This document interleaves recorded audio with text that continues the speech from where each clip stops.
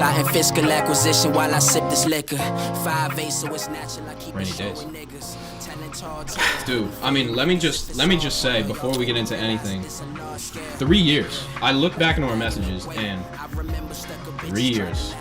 3 years. It's crazy. It's long overdue. It's I don't know how we even like found each other on IG. I don't know if I found you found me. I think I probably found you.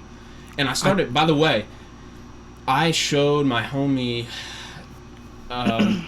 Excuse me. my homie one of your videos, one of those early IG videos that you put out before I Make You a Target, that those original lyrics that you had in like a remix type of form that you just did in a video. Remember that? It was like a written.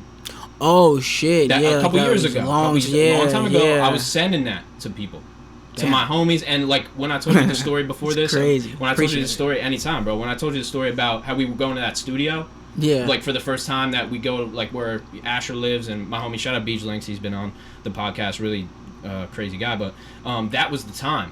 That was like around that time was when I sent him, when I sent my homie, and we were rapping together, me and my boy Jack, he's been on here too.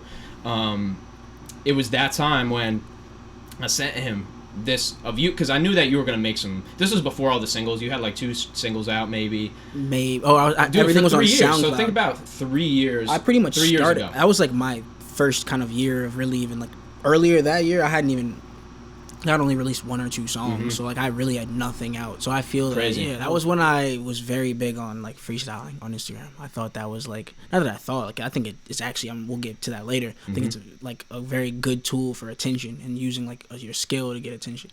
But that was when I was really on it, just for the fun of it, just for like I mean, how much fun! It's so much fun. So much fun. But let me before we do anything too, let me just tell people who you are. I'm obviously gonna allow you to introduce yourself too. But this is Rhaney Daze. Your name's Aaron Rhaney, right? Is that your name? That's so cool. What a cool last name. Like I was like, no way that. I know he just made this up and changed the spelling, and I was like, nah, but it actually is your name, so that's so dope. Like I said, we've been connected for a few years just on IG, but we've always wanted to do this. Every DM we send is like, dude, we got to talk about this. We got to talk about this on the podcast, right? This was in the making. Like now it's manifesting. Yeah, I mean here it is, and in one of the craziest times, right? So very crazy. I mean, I'm glad that we're doing it now. I'm really glad, and we grew up a little bit over the last 3 years too, and both of us, and kind of going through our careers. I probably would have got up here 2 years ago and been an asshole. Not Bro, to you, I just would have been an asshole generally. But dude, now people comment on my stuff and they're like, let the guest speak, let the do this, and I'm like, no, but I'm like, I was just bad at interviewing. Like, I'm better now. It's okay. But hey, after doing 50, 60, 70 podcasts, you better be a little better at it. Start to settle in. Exactly. Regardless, I don't want to go off too far, but yeah, if you want to introduce yourself, like, what do you do? What is, how did we, I mean, we got, connected through the music, but just if you want to talk about, your artistry and what you've been making. Well, excuse me. I'm Aaron Rhaney. I go under the name Rhaney Daze. I make music, and it's funny because I never thought about making music seriously as a career. Played college golf, was a golfer for most of my life, which afforded me to do some special things. But I got to a point when I was midway through college where golf was kind of going in a certain direction. I didn't really think I was going to be able to play professionally. Turned to music and, dropped a couple songs, and they kind of started to get a little traction. And then just like being in certain circles at school, people started to, say like, hey, like you really. Where'd you go to school? Good. I went to Jackson State University, which is an HBCU.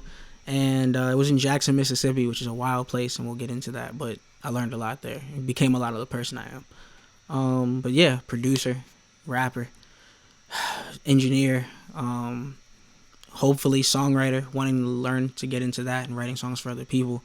I just love every aspect of the craft. Like I love to make music. I still love just rapping, and that's what first started in like being in freestyles and ciphers, but really just like making music and like, being a band kid when I was younger, that definitely added to it. So just love to make music, and it's obvious through what you put out too, and that you're really and the process definitely seems to be really important to you, and just being able to have all different aspects of what you create. Like you don't just pull up in a studio and record your stuff and then like, all right, man, send it to me when it's done. Like, you're doing everything Whatever, from and no songs. disrespect to that. A lot of amazing rappers, Yes, right? But no disrespect to that. rappers, artists, everybody. Like, so many. There's people who could just literally write songs on a notepad, walk in the studio, just do it, and just like bang, it's a Vince hit. Staples, like a 20-minute guy. I mean, so, like a lot of, you know, obviously starting with Jay-Z and not starting with Jay-Z, but Jay-Z being an example of the one take people. Yeah.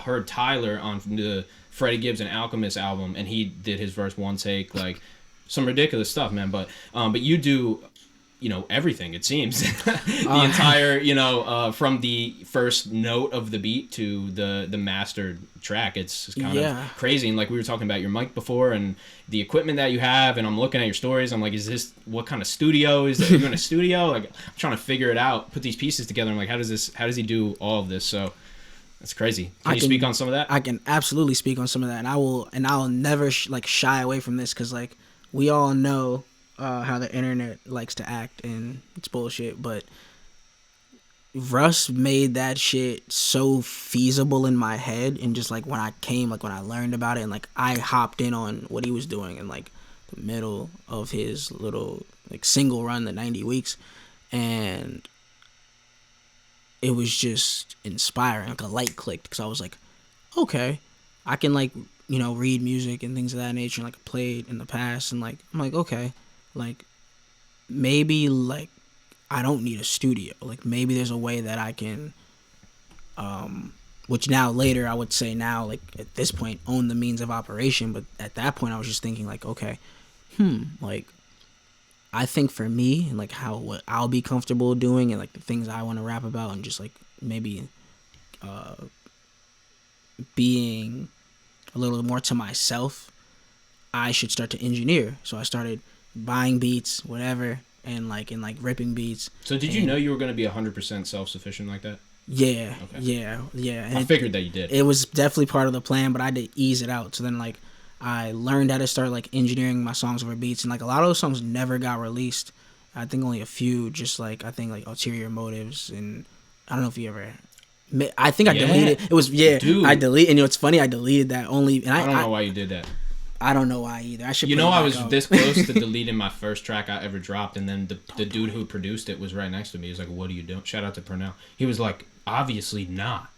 Don't do that." This was maybe like 3 years ago, and then obviously I'm like, "Why did I?" But I was gone. Like I've deleted maybe 2 off SoundCloud. I've definitely done it. But. Now, never again, never. And honestly, I should go back and put that back, and like I should put all this some of the shit back on SoundCloud, because like I feel like. Why I like going back and listening to artists' old shit and seeing where they came from. Like Childish Gambino is not who he was now, and it's so nuts to watch, because like even when he started to get like a traction, I remember people like clowning him and being like, he's like he's this kind of rapper, and he's a nerd, whatever. And like now it's like I think what This Is America's like back on the charts again, or back on like Spotify. Like he's making timeless music, and went from making even with because of the internet. I mean, most of his albums. How do you put a tape together like that? Like that is.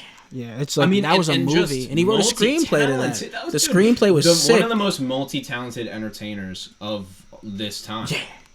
Movies, TV, comedy, stand-up. Yeah, sell out.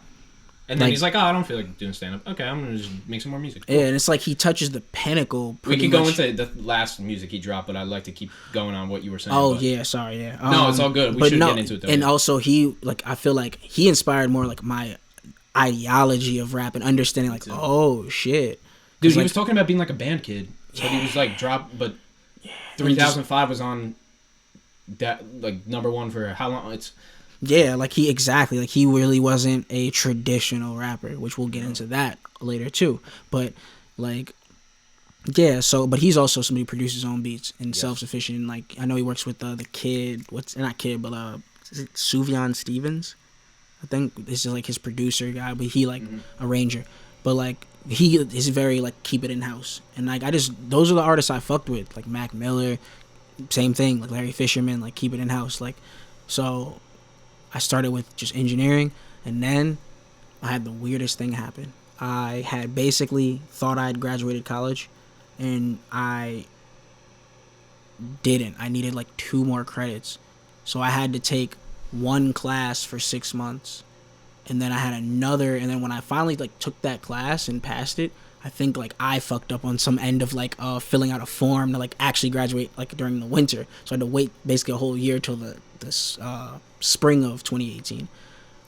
So I was just at my mom's house. She lived like on the outskirts of like where Jackson was, because I ended up actually getting a job in the city, which is cool. So I just taught myself how to make beats. Like my sleep schedule was fucked. I would remember like sleeping like from like all through. I remember waking up like working dark to dark was like how I was like, or you know like just not being awake for the daytime type shit. Like I was really like just determined to learn how to make beats. And it started with like just taking loops, like okay, because I understand the count. And some of my beats are still made this way. Before, like you understood, yeah, right? The rhythm, you had the rhythm. Yeah, the theory exactly. So like I was like, oh okay, well this is 72 BPM, the loop 72 BPM. Okay, I need a drum loop that's 72, and then you start stacking like, oh shit, I have a song. This is dope. Right, and it's like because a lot of people are thinking like, oh, you need to like be out here beat padding it up, and like I have homies who are like that and nasty with that. Some of the most talented producers can loop. I mean, you get into like people who sample. I mean, yeah, you're only doing the drums at that point. You're not even playing out the. And I respect the people who can play and chords and shit, but like, you don't have. That doesn't have to be, especially when producing. I'm not a producer at heart. I became a producer through necessity, and then fell in love with producing.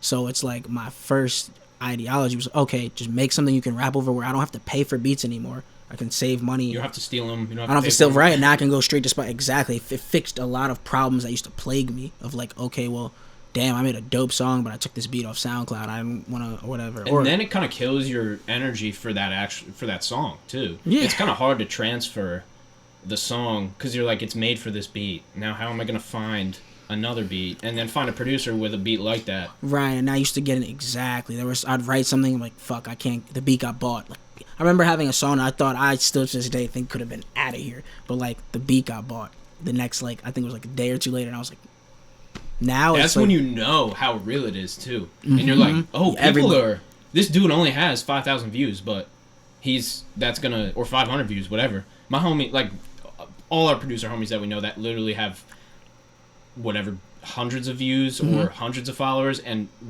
every week selling beats. Yeah, every week. Then you're like, oh, this is not just for me. No. This is for whoever jumps on it first. You got to recognize that beat is dope before everybody else. And pull the trigger and have the funds to pull the trigger. Yes. And then like obviously like life can get in the way with that. So I remember starting to think like, okay, I'm going to make my own beats. And at first they kind of,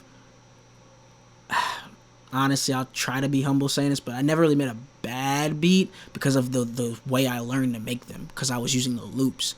Now my first beats when I started trying to play shit out sucked, but now, and then I chilled. I actually only made a couple beats playing shit out, then I started like making beats that were loops and recording songs on them. So like the Lorax, that's predominantly loops. Like I think I played out just the kick on that, but like, or like the kick in the 808. But like other than that, like I think the tops were like loops. Like I think the anything else on that was like the stick sounds. Like I'm obviously not gonna. Where am I gonna get? That stick sound was actually already a loop. And then there's obviously the sample, like the dun dun. So it's like, but nobody, like, you know what I mean? That doesn't matter. It's the song still. It's a song. It's all about output. Yeah, nobody. Yeah, it's a beat. A beat is a beat. Right. Nobody. Yeah, exactly. I gotta ask you though. What about you might be surprised. My favorite beat that you have on any of your songs is "Ha Ha Davis." Appreciate it. I love that beat. Mad funny. There's another version of that song that I'll play for you after this. Yes, that a lot of my friends who were like, we like that version, but the version I made was a little more. I wanted it to just be a little more like, because the original beat was very boom bappy, and then that beat was a little more like kind of just like in a pocket of just like chill, like almost like a not neo soul, not common, but like I was leaning more into that. More and like more vibey than it would be a neo soul. Like it could have been a flip into a neo soul. Exactly. Easy. Like if I slow it down and I damn near end up singing on that. Yes. Or something. Yes. Which Dude, is that's all I remember. Like I was just going through your songs too, and I was like, I just remember that like kind of end of the loop. It's just and yeah, and it's if you like pull it up right now. you'll get it. Right. So was that melody was a loop too? Hell or, yeah. Hell yeah. Absolutely. Because I'm It's still so like nice, my man. favorite. It's so clean. My favorite producer. Two producers are Pharrell and Kanye, and like what I pick sample wise is like a lot of Pharrell wise, because I like a lot of like colorful music and like more like bright music, but like my love of samples is from like Kanye, and then of course I'm into Jay Dilla, and then I love lo-fi. So lo-fi is a sample based genre, and like traditional hip hop is I love Alk, bro. Alk is Alchemist nasty. I watch me and my girl watch Fuck That's Delicious all the time. Almost it's kind of weird. We watch it when we eat. And it just makes me want to eat, but it makes me want to eat what they're eating. Yeah, true. I'm like, fuck this pizza. Nah, but then if you eat it when you're not eating, then it's like, damn, I gotta go get some of that. Facts, exactly. I end up spending you're like, $30 how far are we from the city? dinner. I mean, I think we can make it. But no, I mean, you want to talk about another crazy artist too? Oh my god! But Who? Bronson. Love it. He reminds me that rap's fun. That like True. rap can be like, dude, his like stuff that's on Spinrilla, like those first like blue chips. Yeah, and all those. Oh my god, the most raw. When like the beat cut out and they just like left it and he was just talking and being hilarious over it, and they were like, let's not do the rest of the song. We're just like, yo, this is hilarious. Party supplies. I just love that like. Yeah, you have to have fun with it, man. But it's descriptive still. Yes. It's almost like I'm watching like it's like you ever seen the video? Like how can you describe that much? Sometimes I'm like, how does that?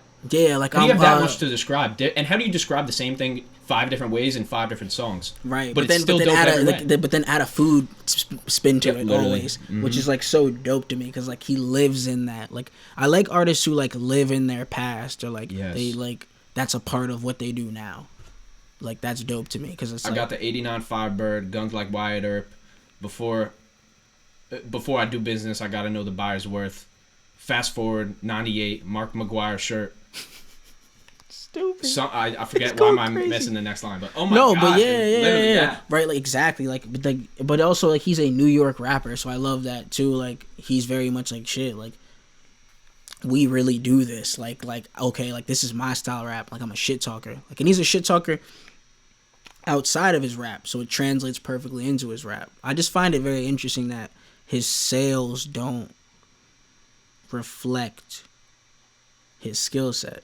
Which is like, I guess that's kind of how. Do you think he put rap on the back burner for doing his stuff? Because it seems like, and I'm not like, that's cool. I want the old Bronson back always, but like, bro, go do what you gotta do. Go do your 2 shows. Go do your show that you have on Vice. Like, how can I?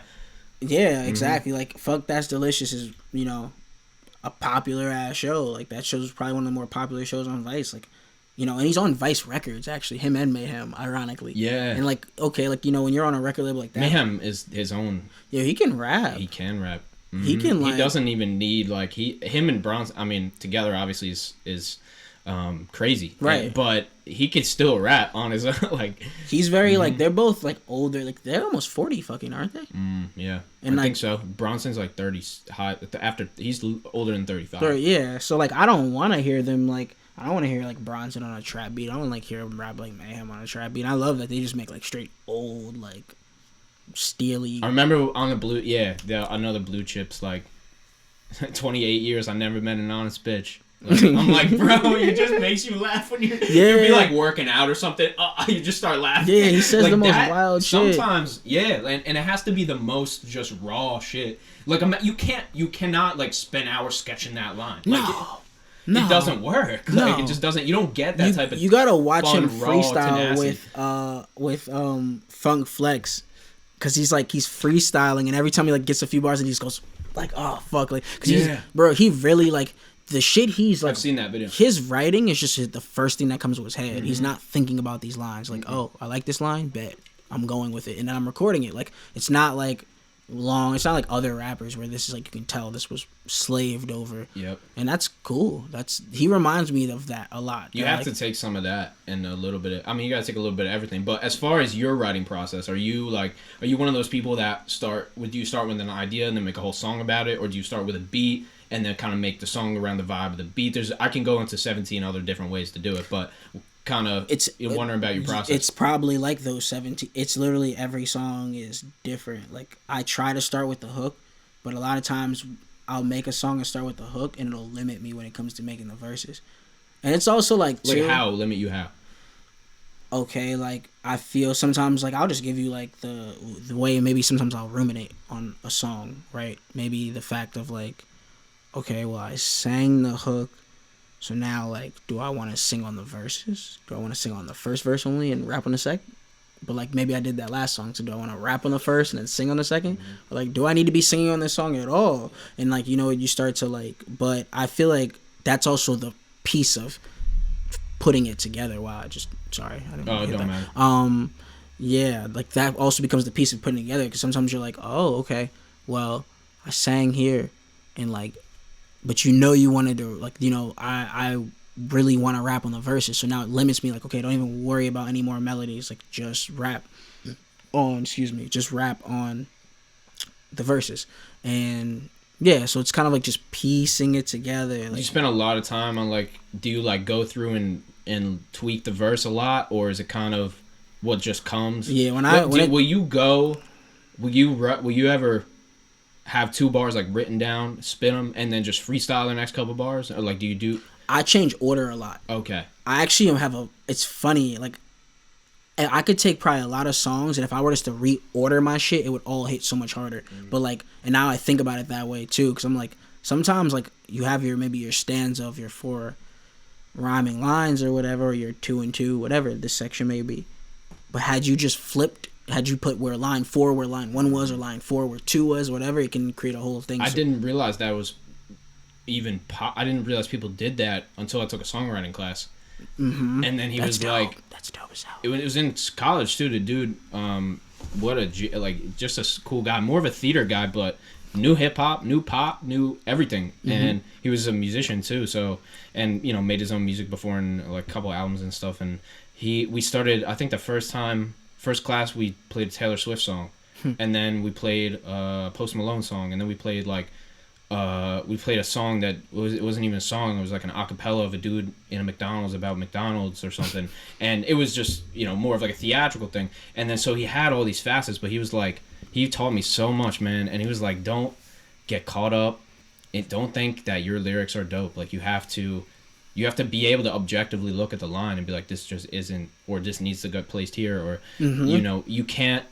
Just because you put it down and it felt so good in the moment doesn't mean that it's a good line. Right. It means that that's what you felt about the line in the moment. And then you look back and like, oh, and so going off of, that's what reminded me of that, of you saying you rearrange bars. I never rearrange verses, bars. Now I'm like taking the chorus, I'm taking, a word of a verse, 2, 3, a bar or 2 of a verse, and like, oh, this is the start of the chorus. Whereas before I wouldn't have even recognized that could have been more of a chorus than it is in the verse. Right. So like once you open yourself up to that, and then also like not being tied to the bar, and also just writing the act of, he's like imagine if you did this, you took your whole album and every song you just wrote it all out on paper and then just stuck it to your wall, and then every day looked at it and tweaked and did this and that. Imagine what would not every song is going to be 10 times better, but the quality. Absolutely. I think that.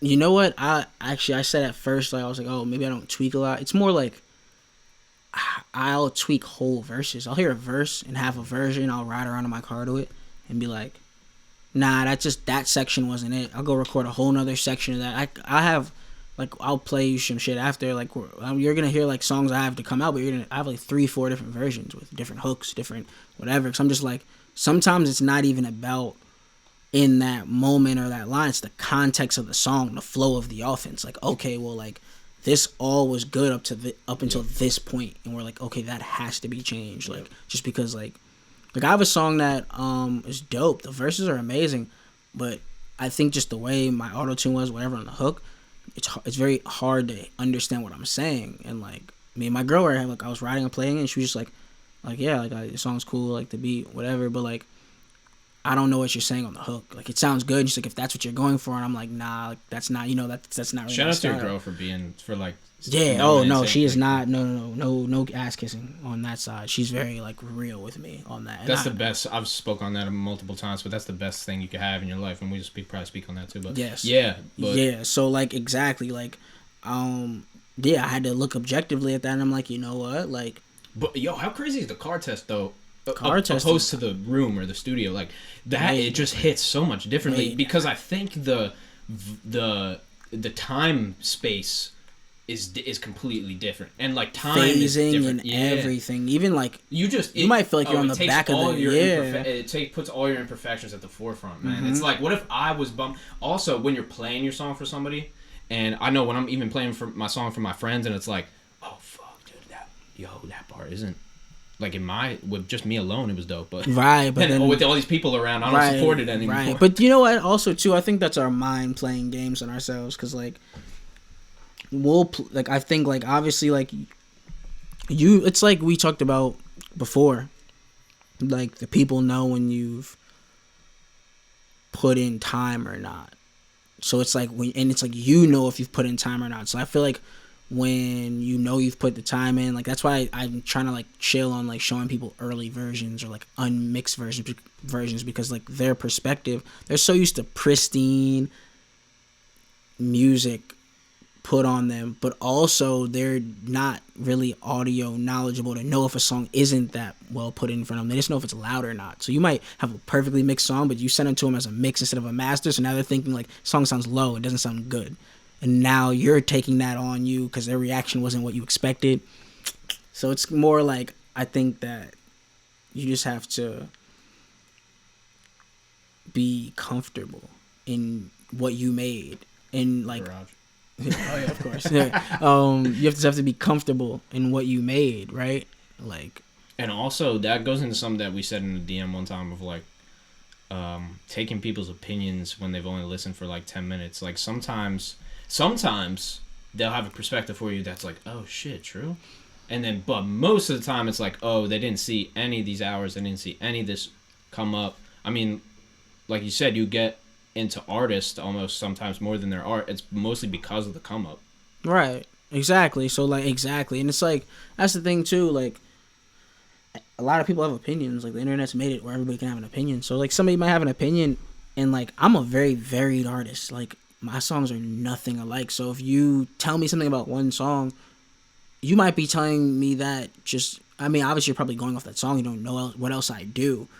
So you might just think, oh, he's not, I don't like this type of song, so I don't think he's a good artist. Not knowing that, damn, like I might fuck with everything else he does. But like, and I think that's why it's so important when you're advertising your music or whatever, like that you're advertising it and stuff to different like markets and different people, because like, especially if you're a varied artist, because people who like me for bars don't really want to hear me sing. And like it's funny, my split on Spotify is 45% females and 52% males. So 45% of niggas' girlfriends want to hear me sing, but like, you know what I mean? Like it's not, that's, you know, that's what it is, but they don't want to hear me do bars like on holidays and stuff. So it's a split. Like it's very much like you can't please everybody. It's actually a Code of the Friend song you should listen to. Can't please everybody. Like one thing you can't. That's true. One thing I have to definitely give you credit for too is kind of your appearance and your professionalism when it comes to your releases and your album covers and your Instagram posts, man. I mean, for some people an Instagram post is just like a random thing that they just did, like, all right, let me show people what I'm doing. And like for artists and creators and people who actually have that, like who take a lot of time for their brand, it's something that you kind of think about a lot and spend a lot of time on, because that's the way even overthink. Oh, definitely overthink and think about it probably in, you know, ways that only the internet can make you think about it, right? But as far as, you know, what you put out and kind of, you know, I've definitely taken some notes from you too of like the type of content, man. Yeah, but where did you get that from? Where is there artists or like inspirations that, because you got a certain if you just go to your Instagram profile right now, if you're listening or watching this, like you'll see the vibe, like you'll see what type of vibe that you have. Right. Do you have inspirations for that, or is that kind of all? It's a mix mash of just looking at artists I mess with and realizing what about me might align with something about them that they use to promote their Instagram. Like, cause it goes kind of back to being authentic too. Like, I changed how I even do my captions. I used to do a lot of like captions that were either my own bars or other people's bars or whatever, and more braggadocio and things of that nature. But it just kind of became more about saying something without saying a lot of words, just like going and like, you know, having these kind of short captions and more now, and even changing my font and just little things of that nature, and just kind of trying to separate yourself, because I don't, you know, I'm unique in a lot of aspects, but maybe not so unique and like rainbow haired and other things that where like it might draw people in. So I try to just be like kind of unique in my everyday just person. Like, you know how like J. Cole's not really, he's kind of just an everyman, but he's unique in his everymanness. Like I kind of take approach from that and things of that nature. And like if I could, I wouldn't have a social media at all, and I would love to get to a point where I can promote and sell without that. But I'm also somebody who's kind of like opinionated too, so like maybe I would have like a Twitter, but like I wouldn't, you know, like I don't really love taking pictures. That's obvious too. I like when you know, if you follow you to say it in a weird way, if you start to see that you put things on your story, you're just like, you make a point. You're like, I don't care about what my followers think about this point that I made. Like, it's great that you are here and following me and supporting me and love the music, but if you're not there to please, you know, anybody. I'm honestly, and you just look at the way that you create your brand and your music and everything. It's like you release singles, so you're on like this rush shit, this releasing single, like you're on the engineering everything yourself. You go to your Instagram profile, very professional. There's like animation, like this credit card, like I mean the Lorax. I could go on about those. You just realize it's like this is you, this is your vibe. Like you create, it's not like you took a little bit, like you're just kind of copying that guy's little artist thing that he put over his song and let me just do it a different way. And yo, can you do what that guy did and flip that? Right. Nah. And like, this is all straight up this is all from you and what you built over the last, because I saw that content come together in the last few years too. Right. Yeah. But if you didn't know that, you just went to your profile, you're like, this guy, like, damn, this is nice. Like, this is, you know, he put this together, but, appreciate, you know, you saw that. You didn't have those type of, you just had like you said, you were like me, I started out heavy bars.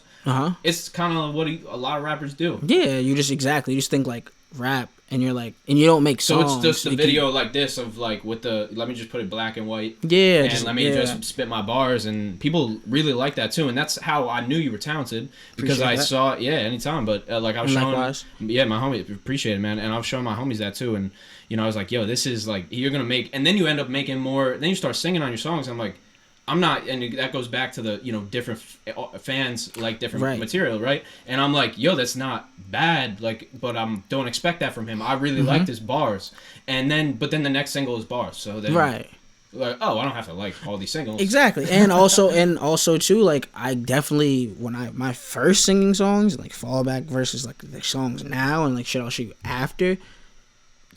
People like, I used to think like like 'cause my mom's like a sick singer, like, you know, Shirley Caesar, the gospel singer. I think I've heard. You remember the meme that I got greens, beans, tomatoes, that lady. My mom opened for her when she was like 17. She used to like be like a singer down south, and eventually like had my brother and got out of singing and stuff. But like she is like unreal. So I remember just feeling like, damn, like I'll never sing like her. But like, for singing every day and just like harmonizing and singing my favorite songs, and then a little auto-tune can go a long way on top of that. Oh my god, like you can really, it's not doable. And I think like I enjoyed the challenge. I think everything for me musically has been less, maybe that's why I'm not as far along in certain places as I want to be, but I think marketing will soon change that. But I think that I love the challenge of adding new layers to my game. And I don't mind like being popping at 28, 29. Like I don't give a fuck. Like, dude, I used to be in a 6-month mindset. I'm at like a 2, 5, and 10 year mindset. Yeah. It's like, or as far as goals wise. If you're ready to give up this shit after a year or two, like you're built for the wrong industry. Yep. Like you're not even. I haven't even started eating shit yet. I feel like I have still another year or two of just like getting my food, like really marketing my shit, getting my followers or whatever, but also starting to like eat shit and like hearing no's and hearing hard no's from maybe people that I'm thinking can get me to certain places. Performing and, like, live, like more, every day. Trying to sing these songs live and things of that nature. Yeah, and like really challenging and pushing myself and like the really like blood, sweat, and tears section of this. And I mean, I think that I've been motivated with like doing a lot of things behind closed doors, and now like, and I've last year was the first year I kind of like let the people see me get better in front of them. But like before and that, those videos that of you performing too, like you were still, like you were confident, like you were doing it. That we'll get into that, or we can get into it now. That I don't know. Before let's bookmark it. Yeah, I want to talk about your like childhood, man, like your upbringing, and your mom was like she was a singer. She was, yeah. And your brother was a singer too. No, my brother, he is now an actor actually, which is crazy. Good for him. He's actually doing okay. Like, he's working on a project that will be coming to Amazon Video. Like they're streaming. Yeah, so okay. And it's funny because he just started acting like a couple years ago, but like he just kind of the way we approach the music, like head first, learned. He's going to these seminars and talk to people. Yeah. But he was a basketball player, and he was like really really good basketball player. Short though, so it obviously like it's made it hard to go. You only go so far, yeah. Right. I was a basketball player too. Right, yeah, but like dude was nasty, like could play. And then my dad, was a principal, and now he works for a college actually. Works for Lincoln Technical Institute. Oh yeah. Yeah, he's used to be a mechanic, so. Right, so yeah, exactly. So like he works as the director of education. Oh, wow. And yeah, so like very interesting upbringing. Like I lived in Bloomfield, so I was like 8. We moved to Caldwell, which is a very crazy place, very not the most diverse place in the world. We moved there. You're talking moving to Jersey, right? Is that what you're talking about? Like this? Well, no. Bloomfield was in Jersey. It's just like Bloomfield. Oh, okay. Yeah, okay. Bloomfield's like near Newark, obviously. Oh yeah, no, I know Bloomfield. Yeah, Bloomfield. Yeah, so Bloomfield's just I was just making sure it wasn't the. Where you lived in. You live in Mississippi? For college. Oh, okay. Which, yeah. All right, no, we'll go through it then. I got it mixed up. Oh, no, it's all good. Yeah, Bloomfield, so I was like 8. Moved to Caldwell. Went to high school in Caldwell. Played golf. It's like all conference, all county, all group 1. Which shows how small our school was. Like we were group 1, so like our shit was mad tiny. And did well in golf, and like I played golf. I was a golfer. I was like, you go ask my like 8-year-old self, you're doing an interview, like you're doing a podcast, like you're talking about like rapping, I would flip the fuck out. Like it wouldn't even be like and flip the fuck out in a good way. I would be like shocked, really, truly, because I was just like a golfer. Like played golf, like I wore collared shirts. Like, do you think the kind of learning the game of golf and perfecting it and getting really good at it, is that a correlation between? Yes, and because it's exactly I feel like, because that probably means that you could pick up whatever. You wouldn't probably, but you could start painting or you could start doing whatever, and then you have this kind of ingrained thing of like, this is how. Oh, I know how to learn.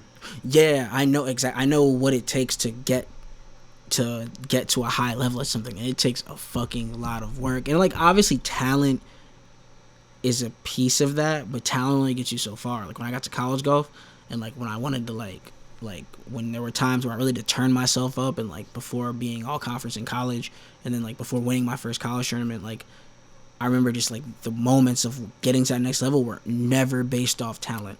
Those were purely based off like intrinsic like will and like wanting to like reach something, and it works. And like seeing that, like I think sports does that for people, and there's a reason like a lot of rappers are athletes, and a lot of rappers want to be athletes, and athletes want to be rappers, because like the mindset's not far apart. Like being successful, there's certain universal things that are needed to be successful. They translate. So also gotta remember, golf's an individual sport, and it's funny because I treat rap like it's an individual sport, which is kind of bad sometimes, because like people reach out to collab and want to collab, and I want to collab with more people, but I'm so comfortable just doing something myself. You also have a standard for yourself, so it's like not like if you said I don't want to collab, like you would have to tell them like, dude, it's not personal, like I have a certain sound that I'm trying to keep going, and your stuff is great, right? And you can have the best bars, and like you can be this huge it doesn't fit what I'm doing right now. Like who knows, maybe in the future. And then if that person took that personally, it'd be like, dude, no, like you can't. No, you shouldn't. take it. But but like that's the sad. Well, that's not one of the even beginner sad. things of like trying to get over is, like if we would have done this interview 3 years ago, we would have said different things and we would have had a different connotation for our thoughts around our music, right. and our opinions of our music. Right. Whereas, separating the art from the artist is like, and the art from yourself. I mean, creating a whole different like a whole different entity.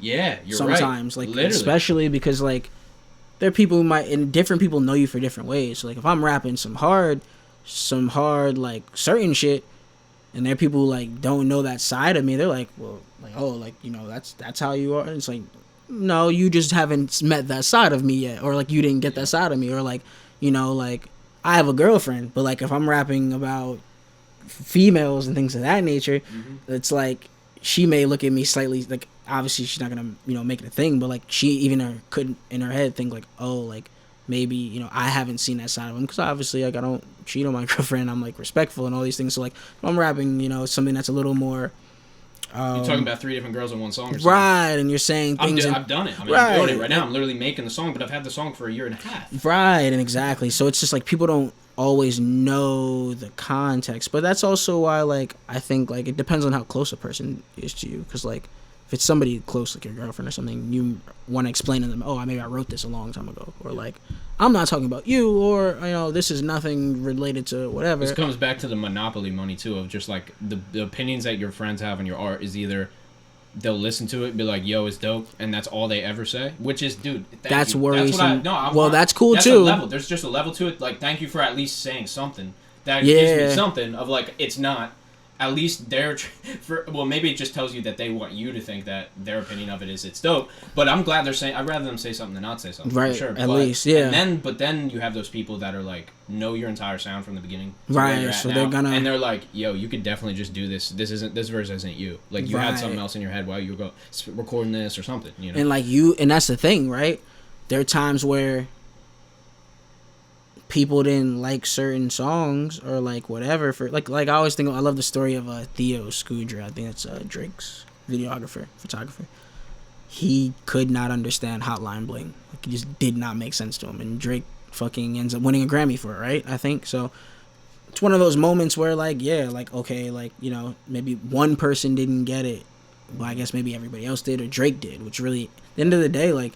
And that's why I think I like the idea of singles, because like if you drop a song and maybe you really felt it and nobody else did, and maybe you were wrong. And it doesn't define your entire existence. No, not at all. It's just one song. And there's going to be somebody out there who loves it anyway. I love what John Mayer said. This is like in 2007, John Mayer too, when he was really a little bit post his most popular maybe releases, or maybe in the midst of it. That was when his beginning of his like being more outspoken on social media. Yes, being outspoken in general and just having this crazy confidence about, which I mean it makes a lot of sense.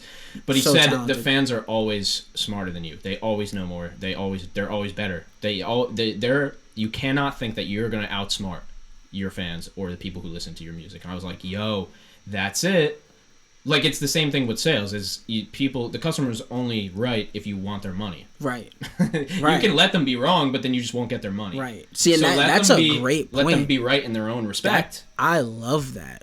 I actually love that simply because, like, I used to think, like, okay, doing, like, mad bars. Like, I'm going to, like, yo, I'm killing you on these metaphors and these whatever, and I'm giving you fucking a history book and a rap song. And I'm like, you're not going to, like, because if it's hidden behind not being a good song, it's not a good song. So like, you're right, you can't outsmart the listener. They know when you're trying to just go way over their head, and they might not buy that shit. Nope. And people aren't gonna get the metaphor. Some people don't get some metaphor. I don't get some. Other people get some. Right. Some people, they're not. Yeah. Well, that's the thing of like thinking everything you do is dope, or thinking everything we do is, because it always sounds like one thing. Shout out to Beach Links again, the producer from Philly who I work with. He's like, one thing that he told me and Jack, he said, everybody thinks their bars are dope, so don't think that yours are dope. That's what he was really trying to say. It's just, you have to just be more objective. And what we were doing is doing that. We were doing, the spiritual, lyrical, theoretical miracles, and we were just out there trying to like impress people with as many words. Not we, I mean me mostly. Trying to impress people with as many words. But no, same too, honestly. Yeah, and after my first EP, people were like, "Yo, Sully, like this is good. I just don't know what you're saying. You're saying it too fast." And then I realized, you have to. This back and forth with you and the beat. The beat is another artist. Yeah, if the beat's a pace. Sometimes you can't like. Sometimes you gotta let the beat breathe. Like, if the beat's fast, like, and the beat's doing a lot, like, I should not have a busy flow. Like, I need to be laying back while I'm letting everything else work around me. And sometimes, lines hit a lot harder when you let them breathe. That's why Drake doesn't rap fast at all. And actually, when his songs out of the most bars, he's even more stretching it out and really, like, letting it sit. Rapping fast is cool, and there's times for that. And I love when, like, J. Cole kind of goes both slow and fast. But I love when he raps fast, because it's like... I ain't Frederick Douglass. I got a rhetoric ahead of the... Yeah. But then you go to... Then you have Jid. Some of slowest songs. Yeah. Who's, like, mega... And you J. Cole and Jid together. Right, yeah. And then you have your Logics, and, like... And that's cool, too. I think that, though, there's a battle... It's like a chart. It's like the chart. And I look at substance maybe going one way and, like, speed going the other way. Speed impresses people. It just does. Draws them in. It does, because it's like, okay, he's going fast, and, like, catching a little of it. But I feel like it has a limit. And then you have substance. Substance goes a long way, but if, like, who's somebody? Freddie Gibbs, right? It's a lot of substance, but he raps so slow, and his voice is so deep. So and the that's thing is, tough to sometimes it sounds like he does rap fast. Sometimes it sounds like he's rapping fast. He's just saying the syllables quickly and putting a lot of them together. But it's like almost still the same amount of words. Like, yeah, like right. You look for. I mean, that's like he's a perfect example of like the flow being just being equally as impressive as kind of anything else that goes on there. Dom Kennedy is in that same sort of realm too, where like, there's no speed to Dom Kennedy, and it makes you, and it's like being a cool rapper. Like my boy Deuce Trey, one of my best music friends, one of my best friends, period. He raps like, man, he just raps like an old caddy going down the road, like just smooth, and it's just very like, and everything hits, and he's not super lyrical, but he can be, but it doesn't matter because like just his flow is so good and it sounds so cool. And like that's a thing too. Like they're just cool rappers too. Like how they say it and their voice and the mixture of what they're saying just so fucking cool. Like the baby's cool. I think finding that voice too is like really kind of finding that, because you can like I can rap like this or I can rap like that. Like even that difference right there, and like almost that like some of the bottled enthusiasm too, where you're not getting louder, you're just getting more intense. Right. Learning and all those like inflections inflection is like 30%. Literally, it is. And like you can rap the same. You can make the same song twice and use two different tones, and they're two different songs. Literally, like, and I think like that all plays into it. And like it's funny. Like I laugh because like Drake like has like 6 different voices. Like there's Canadian rapping Drake, there's now like UK British drill Drake, like there's like Atlanta kind of like lays back on it. I'm quick to have an opinion on that is not really in, I don't know, it's weird. I don't know what to think about it. I think that it's not good because then I'm like, people are gonna listen to Drake, say, oh, I like that, then they're gonna go listen to this UK person, they're gonna be like, that's Drake's flow. You know what? Why is he doing Drake? It's funny. And they just don't know the history. But how am I supposed to I can't get it's mad his at that. way, I think, of paying homage, right? But is he doing it justice? Does he have to? Does he have to do That's the crazy part about Drake. I don't know. Drake's so good. Dude, I've had hours of conversation about Drake in the last few podcasts. It's easy to have. It's very easy to have. I think my opinion on it, he's so good at everything he does that you wanna give him a hard time about making a Tootsie Slide or something like that, but he bodies everything he does. That's true. Once you understand no, you're good. Once you understand the trajectory of his like business model and like that whole thing and the entirety of the brand, and then how all the moving pieces, how all these pieces come together of other artists, producers, singers, songwriters, all these credits and this. this it's like a movie. It's like Yeah, a no, he's living movie production for one album. He's living the rapper, like what rappers think, like when you're like on your high end of like what could happen. He's living out like the illest fantasy of it, like just the craziest, like. And I think that's the thing about Drake, why we're like, fuck, like he does it. He's always picking a new style, but he's always killing it. He did that from the jump, and that's why I don't pigeonhole myself, because like I remember there were people like trying to give J. Cole shit on both sides. Like I remember having homies who like made trap music, and like when KOD came out, they were like, I don't want to hear J. Cole rapping about no perks and shit and rapping about trap shit. Like, fuck J. Cole. Like, he would, and there were the Lil Pumps and those people like, fuck J. Cole. But then you had also, like, hip-hop, just traditional rap fans, like, like, they liked it because J. Cole... KOD is better now than it was. It hits crazy I mean, imagine... It hits crazy. Yeah, dude... I mean, but no, true though. But they were used to a certain type of J. Cole. Mm-hmm. Well, if you're a Forest Hills J. Cole and then you listen to For Your Eyes Only, you're like... Who is he talking about? Yeah, For Your Eyes Only, it's almost, if you don't know the story and you don't really connect with the story... Or you don't, like, care to look into it. Like, yeah, you could be bored. You'll be bored. You just want J. Cole songs, You'll be bored. Right?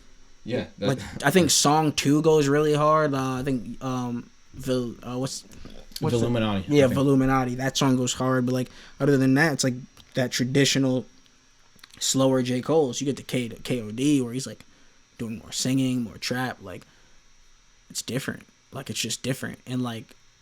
I didn't like it at first because I was a Forest Hills person, but I listened to Forest Hills the same year that KOD came out. Mm-hmm. So...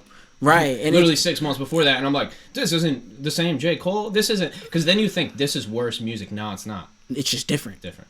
And honestly, it's funny because the rest of that year, J. Cole, like, was just killing a lot more trap shit with, like, being on the 21 Savage song, Tribe with Boz and shit. Like, just killing more of those flows. And, like, what's the song with Jid? Get on my dick. Get on my... 151.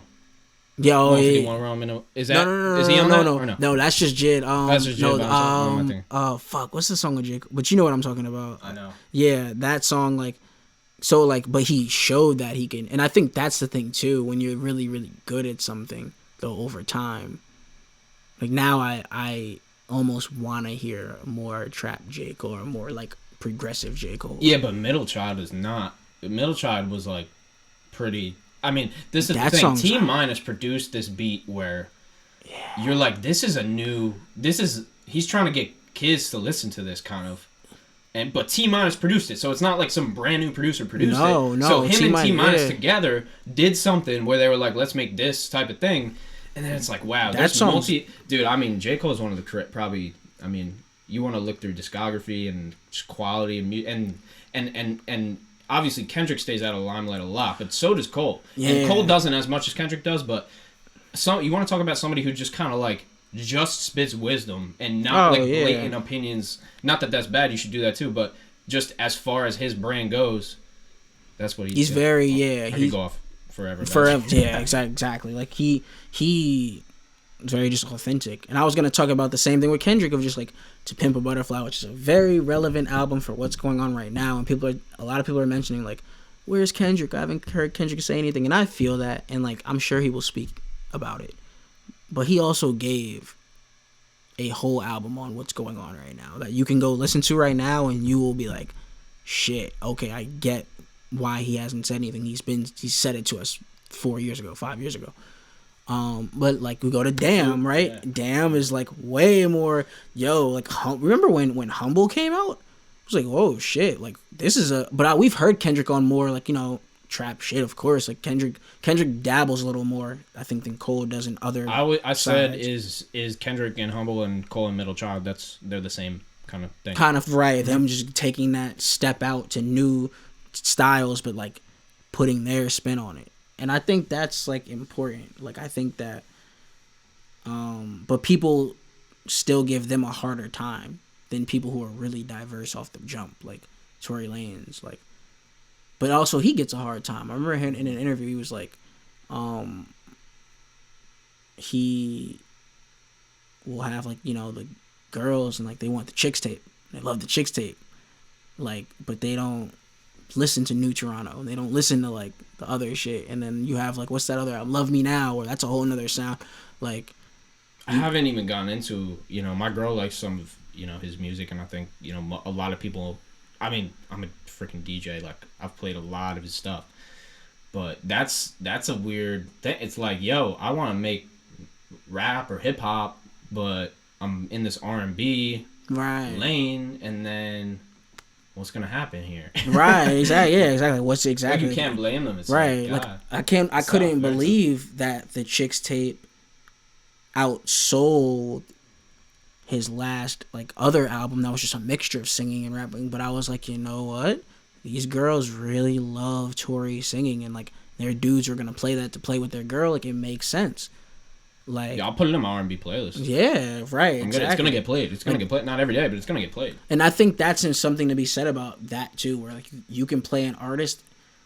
See, there's I think a thing of you have different artists for different feels, because a lot of artists only make one type. I feel like 95% of artists make their type of music, and that's it. Or you have the artist where I can listen to this one person at any different feeling. That's how you have super fans, I feel like. Because I think somebody like Russ, right?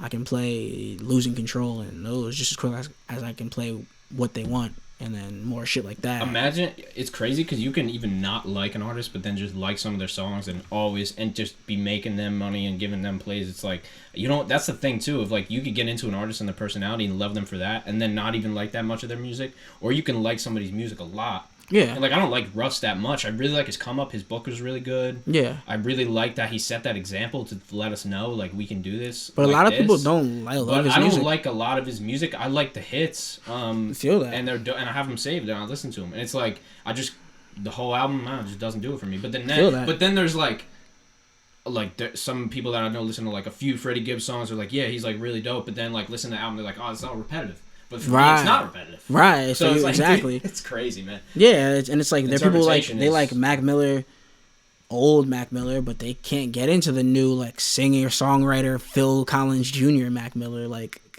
They don't get that. And I love that now more so than backpack frat rapper Mac Miller. Crazy now the artistry or R.I.P. The artistry turned into, and. Yeah, I think there's just a lot of ways to skin a cat. There's a million. Dude, I'd like to talk about you. Do you listen to Jack Harlow? I've been listening to Jack Harlow. I'm gonna be that person. I've been listening to Jack Harlow. I want to talk about that come up a little bit. No, just for a minute, man. Just the fact that I found this kid in 2018, I guess, when he had 30 or 60,000 monthly listeners, I think. Okay. Maybe 20,000 followers on Instagram. Mm-hmm. And he was popping in Louisville. Yep. And he was popping on the internet, in his state. And just a little bit on SoundCloud and shit. If you were, you know what it was? He started getting those World Star plugs. Cause I remember I got on him, and the first time I heard Jack Harlow was Dark Knight, but it was a World Star video, and I was like, oh, who's this white kid killing this shit? And I was the flows, and the video was crazy too, cause it was cool. It was just he was in a loading dock, whatever. It was just cool. He was dressed different, kind of he likes that vintage, really vintage shit. Cool. Then I heard Sundown, and I remember when that got premiered on World Star, and that's when I became a fan. I went back and listened to all the tapes, and I was like, oh my god. And then the tape came out, and Jack Harlow is nasty. He is a great example of being yourself, but also you can be yourself over these new fly beats too. It doesn't have to just only be okay, well, if you want to say something, it only has to be boom bap. I was so tied to that. And another example of somebody who did the same thing that you're talking about for me is made me realize, just spit on the trap beat. If the song is good, then it's good. It's not I was oh, I'm not a trap rapper. I don't spit over these beats. It's dude, if you have the you can't deny how crazy an 808 can go. Just even if it sounds like another song's 808, it's yeah, dude, they're gonna use the same. You use the same bass guitar as somebody else. Even boom bap beats all sound this exactly, and that's a longer lineage. I'm just in this. I have to apply the ideology to the other methods, right? I have to take it out of all boom bap beats are unique and as dope as genre or whatever lo-fi. Right. It's nah, they all do sound the same, and you can say all pop sounds the same. Same, right? Yeah, exactly.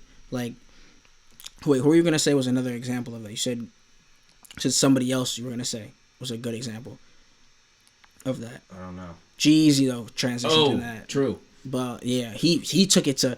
He did what I call... It's a Tiger type thing, too. You you have money now, and so like, if you're not really gonna rap about substance and you're not really gonna rap about guns and selling drugs, you better rap about being really fucking rich and fucking a lot of bitches. And that's what like Tyga and G-Eazy do. And that shit goes too. Like that's a lane too. Like that's just like you're not afforded that lane right away. Like you remember, did you ever used to listen to old Tyga? Like I forgot like when Tiger was like popping. Yeah. No, before rap. I'm talking about when he was like a lyrical rapper. No. Yeah. Dude, you know I didn't listen to rap until I started rapping. Really? Mm-hmm. Oh, I didn't listen to rap until I was 16. Damn, that's crazy. Dude, I grew up on like that's impressive. Jefferson Airplane. That's really impressive. And the Who. I didn't know anything about hip hop. I knew who Eminem was. That was it. I couldn't name. That's a song. actually. Couldn't name a rap song. I think that will benefit you. I think it has benefited me though. Because I'm getting all these new. I've gotten all my rap influences in the last 4 years. I think like you're not gonna like feel so tied to a certain style of rap because like it's not like you grew up listening to it. Like I grew up listening like fucking my first album was Kanye Late Registration, a clean CD. Yeah, I listened to that album for the first time 2 years ago. Yeah, see, and like I'm the way I came up on rap and shit, and like I'm so tied to one style. Not tied, like I make newer shit, but like what I really love, like really my heart's in, is like an older style of rap. And like maybe you don't feel that as much, which doesn't make you feel limited when you're trying to make new shit. That's dope. Yeah, well the influences are just different. It's just I grew up on classic rock, so no, yeah, classic rock, bro. I grew up on classic rock and like it got into some harder rock and then maybe a little bit of hip hop. But I got put onto an Action Bronson song. I got put on Late in the Addict by Action Bronson, and then some Joey Badass. And then when I started going to Joey Badass and Action Bronson shows, and then I saw Denzel Curry, and then I saw Flatbush, and then I was into the hip hop, and then I was already rapping by that point. So, but like, yeah, those are crazy. I think like what's dope. Those were your introductions because like Joey Badass can rap his ass off, and like Denzel Curry, and obviously Flatbush and all those guys. But I think like for songwriting purposes, it's dope that you came up on like classic rock and stuff. Oh, and I came back to it too because I work with a drummer and we kind of make that. Remember that kid I sent you, Quinn X? I'm telling you, I see that, bro, because he's like same sort of other influences, but like he was making hip hop. He did the opposite. Like he was making more hip hop and he transitioned into more singing, songwriting, and like I always say, like I joke around with people like when I get to the point I want to like the way I really like want to be able to sing or whatever, like and getting more training and stuff, like I'm not gonna rap as much.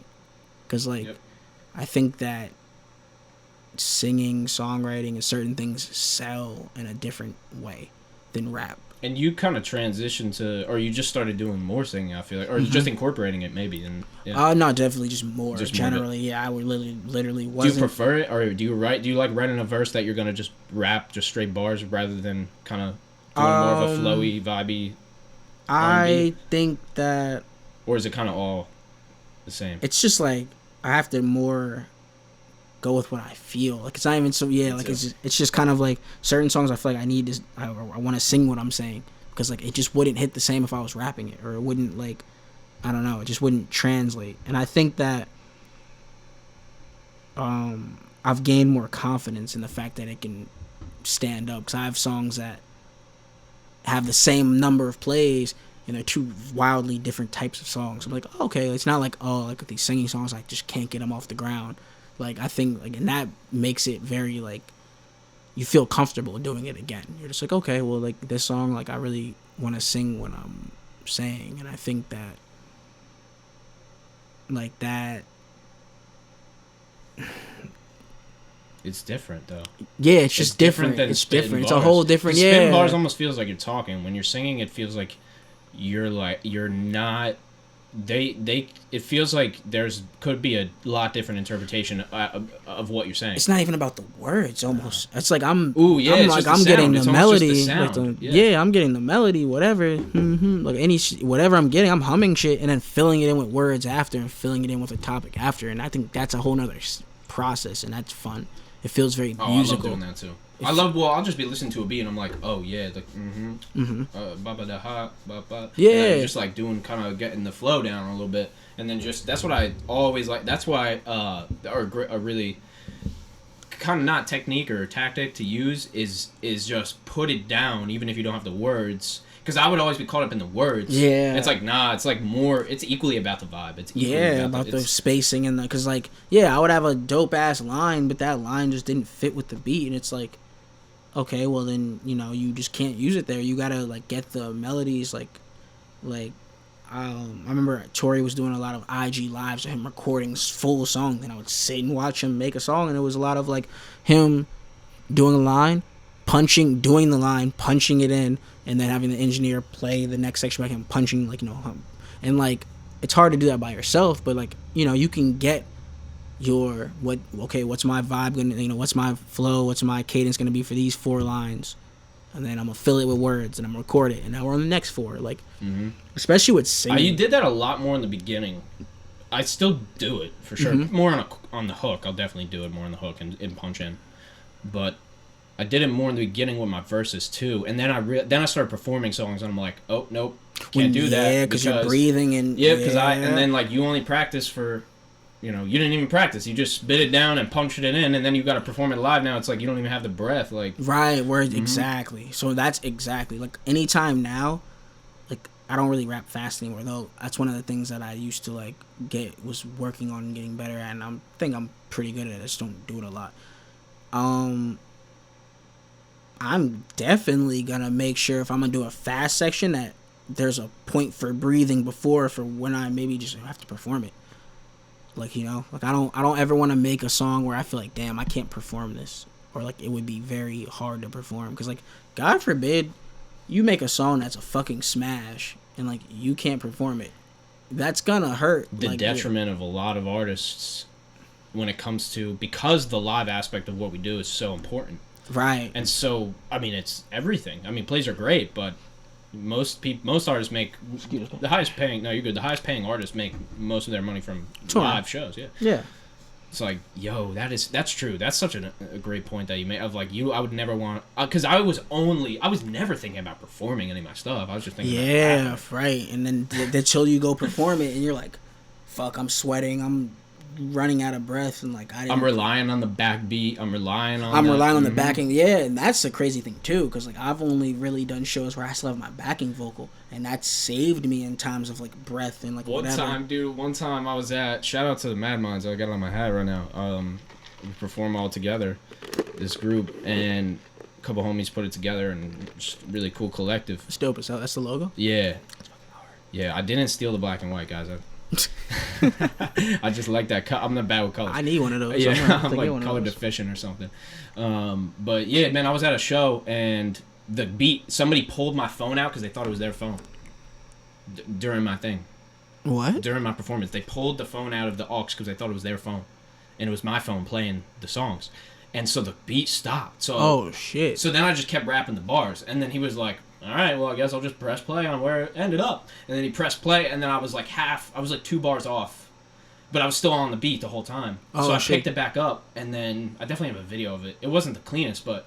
You were able to pull it off. But like just about. Fuck. But nobody said anything. But then in my head, I'm like, I gotta be prepared for that. Like, I can't be relying on, you know... Then after that, I think the next time I did one with just the beat. And just let's do this shit. Yeah. But there's not many songs that I have. There's a few songs that I have that I can kind of do without that backbeat. But sometimes that backbone, that structure helps a lot. Hell yeah. Like, I think that it gives you,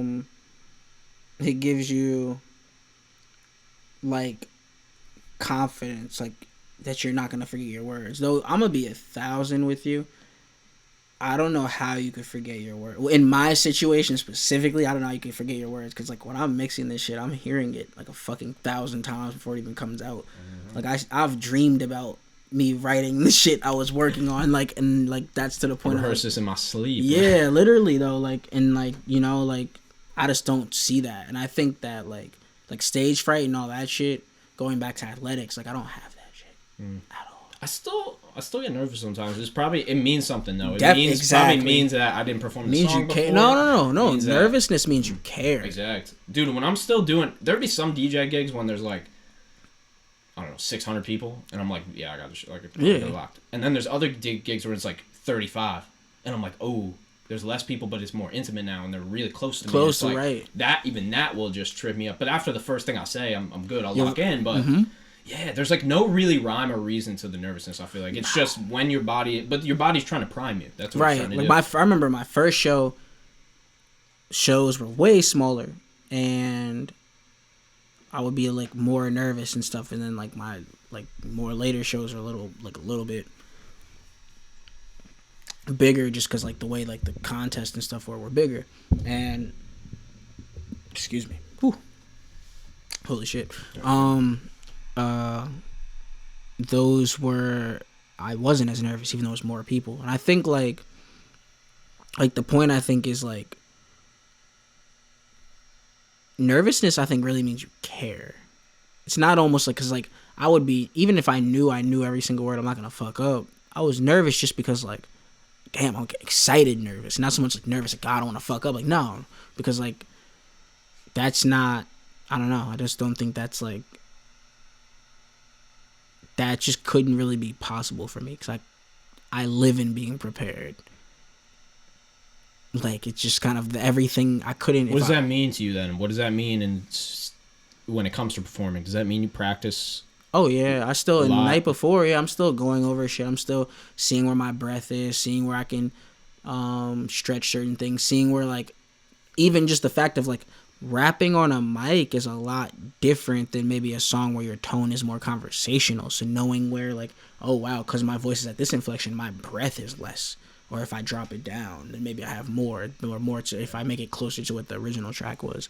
And just like, yeah, like you want to get prepared, but you should also like feel prepared. Like, you know what I mean? Like there's a reason. Yeah, there's a reason for rehearsal, of course. But like rehearsal shouldn't be the first time you feel like you should be feeling what you're doing. Like I think shows are fun. Like, I like performing. That's the culmination of everything. That's like, okay, like, I have a captive audience at this moment.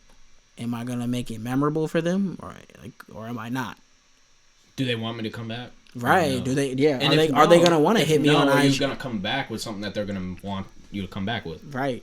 Exactly. Right. Like, it's like, it's very.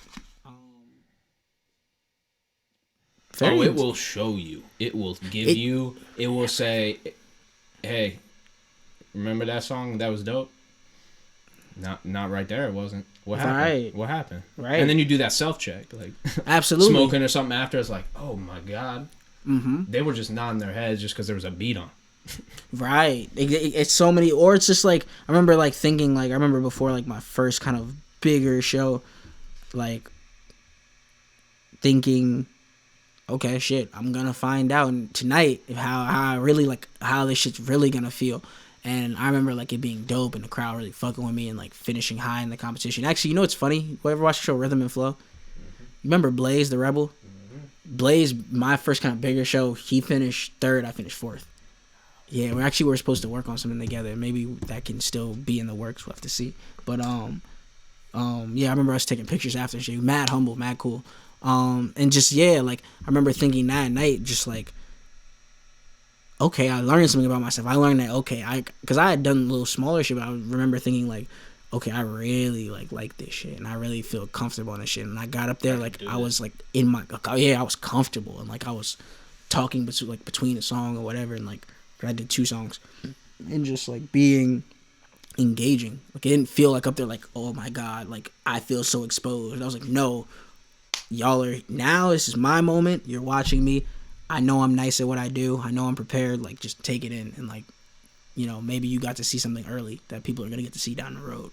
So yeah, like, I think that's how my take on performing, like, shit, like, and if you don't feel like how I feel right now, just work till you get to feel at that point. Really. Like, and there's people that will be the same amount of nervous as they did in the first on the 250th. Yeah. Some people are just, or everybody's different, really. It's not just some people are this, some people that. It's just everybody has a different level. But there is I could come back up there's here. a level of confidence I think is productive to get to. Yes. And you could still be nervous, but at least be like, I know exactly what's going to happen here. I think that's really what it is you knowing, I know exactly how this is gonna go. Yeah, I know how all the my crowd's ducks. gonna Yeah, go. all I my. know that's how, And also back just to, like the thing of like you having the cord get pulled, right? Like even this little shit like that sometimes, like where like okay, you have every duck in a row. You know, some of your boys on the aux. You know, he's making sure everything's played, like everything's on timing, everything's whatever. Those things make you more confident too. Like making sure you stayed hydrated before you didn't get too high before your show, or you didn't get too drunk. I mean, we've seen that. I've lived in it, man. I've almost ran out of felt like my throat was closing up because just from I had smoked too much, didn't drink enough water. Yeah, like those types of things. But you learn too. It's all fucking you're learning. It's still you're learning. This is all still the learning. It comes back to the behavior of people too, because then you're predicting and understanding the crowd's behavior, and that's tough. That's tough to. Not even tough to understand. It's probably pretty easy to understand, but just to get the self-awareness of when I say this, they're gonna understand it this way. Right. Yeah. Because to you, it might sound in your head oh, that's that's gonna make perfect sense, and then you say it to the crowd, and they're like crickets, and you're like, I thought in my head that was gonna work. But it's funny it's funny when you see the show what hits and what doesn't. Cause I remember the video after, you're like, I can't even post this. Yeah, right. Or you're like, yo, I got hype at this section, but nobody was hyped in. But where I thought it wasn't hype, wasn't. But what's dope is I remember that show. The second song was a song called oh my god, what did I name that shit? But it was a freestyle basically, and I was like. The beat opens and it's very before the drums hit, there's 4 of my bars come in before the beat hits, and it builds up. And I remember when I hit that last line on that 4th bar, and in my head, even when I was at home recording, I remember thinking yo, this is nasty. This is where this in the beat, the 808 just drops. Not even the whole drum, just the 808 drops from there. It gets a little more whatever complex. I remember thinking, damn, that's a cool line. And when I did it at the show, the crowd was ooh, they were all I was oh, okay, now it's go time. So that gave me that battery pack to get extra hype with the rest of it. And that's dope too when it does align. But I remember there were bars later that, I don't know if they got it, if they didn't, whatever. I was kind of reading faces, seeing, and certain lines stood out to other people more than others. And I'm like, okay, that's cool. I think it's just everybody's so individual, and we're all so individual it's as funny musicians. Because it's so individual, but then you're in a crowd of people, and the energy is all the same. And so you're like, oh man, this is a little everybody's experiencing this differently. But if you have 14 people jumping and there's 5 people on the outside not jumping, those 5 people they're gonna jump, they're gonna get in there. Right. They don't even have to care what's going on. It's all about. That comes back to the energy too. That's really it, and you can just sense that. And you could also sense if somebody's nervous, but they still have good energy. You're like, oh, their intentions are good. Right. I totally get it, bro. You just haven't performed the song. Or they're open about it. Hey, this is new. Something I'm working on. I love that. Yeah, I love that too. Exactly. I don't know how this is going to go. And then usually the people that say that, turns out, it's fine. Fine. It's great. Because they already know, because they have that self-awareness already. They just it's almost like a humbleness that they're kind of coming up there with, because they know they're nice and they know they're ready. I never heard somebody bad say that. It's always a fucking dude who's a fucking great singer-songwriter. I'm just working on something. Killing shit. Dude, the most humble people. My boy, shout out to my boy Droovy, man. I bring him up all the time, but he's a drummer, I guess primarily, but multi-instrumentalist, can sing, can do everything basically. Mm-hmm. One-man band, and he drums for all the Mad Minds performances, and he will. You'll put your beat up, you never heard it before, he will drum crazy drum patterns better than you wish that he did the drums on the beat. Damn. And he's on the side of the stage, and he's hooked up to the mic or to the speakers, and he's just drumming on electric set. The homie, man. I love him. I gotta But meet that him. is just you gotta come to one of these Mad Minds. You'll love it, man. For sure. It's just artists. It's just artists, and obviously whoever you want to come, Mm-hmm. invite family and friends and everything, and a lot of people pull up, especially after this shit, man. People are gonna be, they're gonna go crazy. Sure. But you gotta pull up. We'd love to have you, man. You could get on the list, and you could perform. And hey, that's dope. I could definitely, I'll bring some people for sure. Who just either want to perform or want to be around dope music. Way. Yeah, fuck with that. Fuck with that. But that's one of the things I took away from him. I was like, damn, this dude can just do this on the spot. He just drumming to these beats, mm-hmm. and he has it ingrained, the delay that's between the drums and the speakers and the people in the band. He's that. He matches the delay. Yeah. Oh shit. Dude, it goes. Whew, that's the thing too, and I think that's a very that segues nicely into something about, because a lot of musicians, there's a lot of ego involved in music, right? And a lot of I like this topic in general. As far as music goes. Yeah, like there's a lot of ego, and there's a lot of everybody thinking they're lit, but like there's always somebody better at you. And even if like let's say you just think you're the best rapper, well, somebody's better at you at folk music or at fucking country or at something. You know what I mean? That's kind of the beauty of it. And I get rap's very competitive, and I'm following more of the competitive side of it. But we can all eat too. And it doesn't have to be competitive to the point of not seeing somebody else eat. You may want to prove yourself to maybe be superior, but even still, like, that's subjective. It's easy to get in that mindset of like, oh man, he like blew up this song got that many plays that fast, like that, you know, he's better, and what am I doing? And or like, or like he doesn't deserve that, or when we see none of the behind the scenes. It's like, just kind of whole thing of the grass is greener thing, but like you may not even know, like they may buy streams. Their grass could be once you get that grass, man, you look to the next guy, you're like, that grass is greener though, and then it's all the next thing. A lot of grass. That gets into the like materialism lot of aspect. A lot of astroturf out here. A lot, but it's okay. And I mean that doesn't mean, because I used to be somebody who'd be like, I would get up on social media and be like da da da, like buying fake plays, buying whatever, and like I don't feel that strongly about it, because like I always feel like, you know, what doesn't come out in the wash will come out in the rinse. So if you convince these people enough that okay, if whatever, well, when it's time for you to do a show where you only got 30 people, but I thought you had 300,000 plays, but you couldn't. Mm-hmm. This is the thing though. Yeah, you just have to know what to do with it.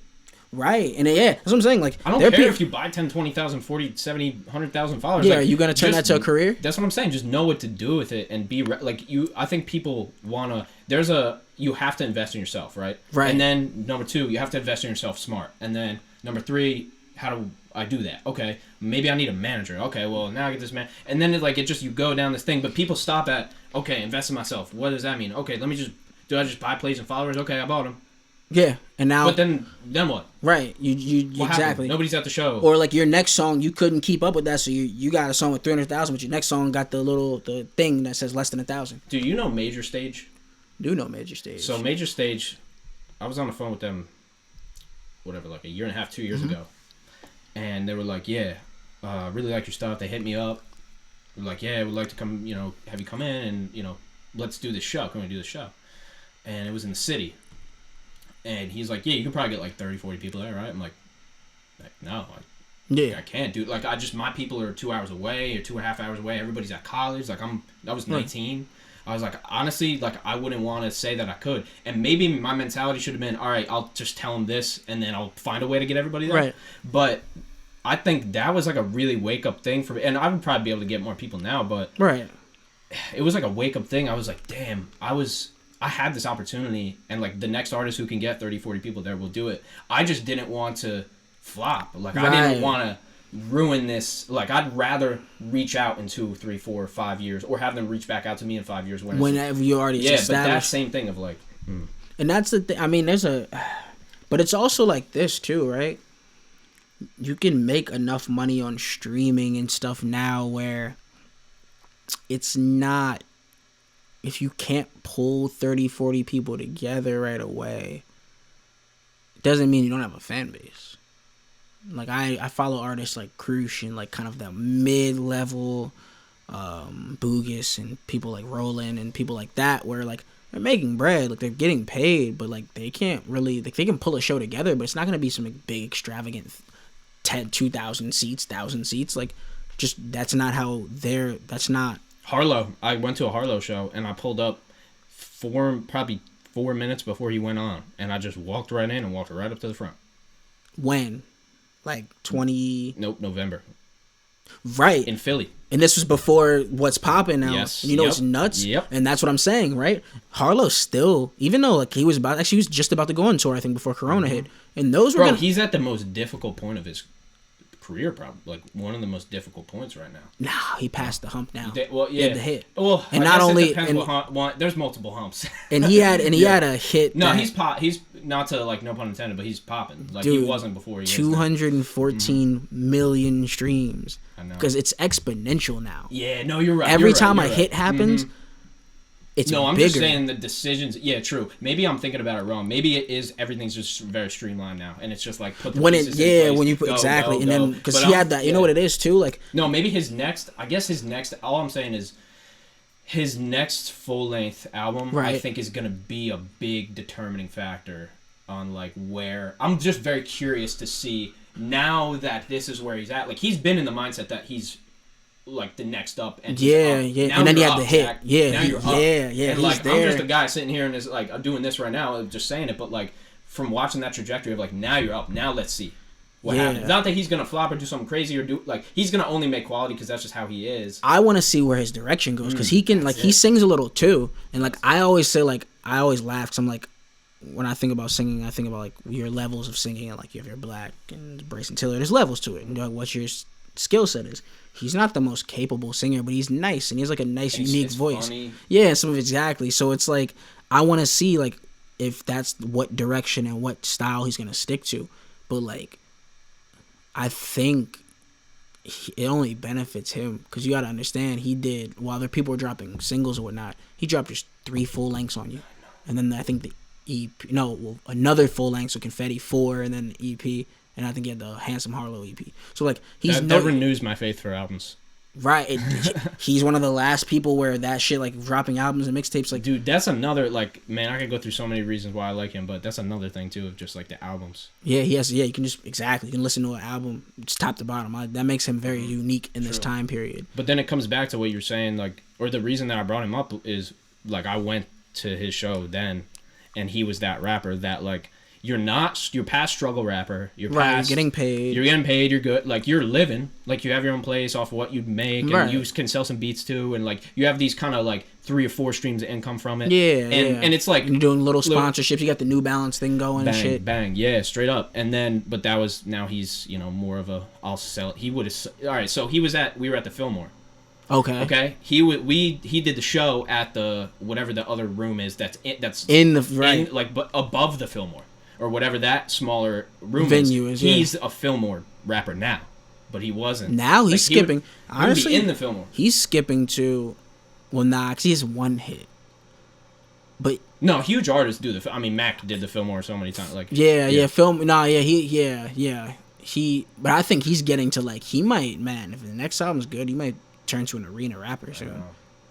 A Madison Square Garden, bro. Rapper, like a Yay.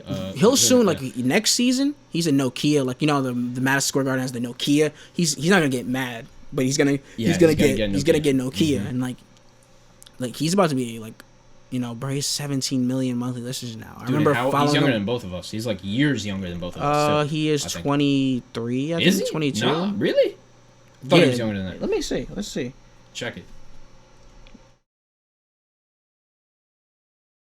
Also, I fuck with Jack Harlow. No, I really fuck with him.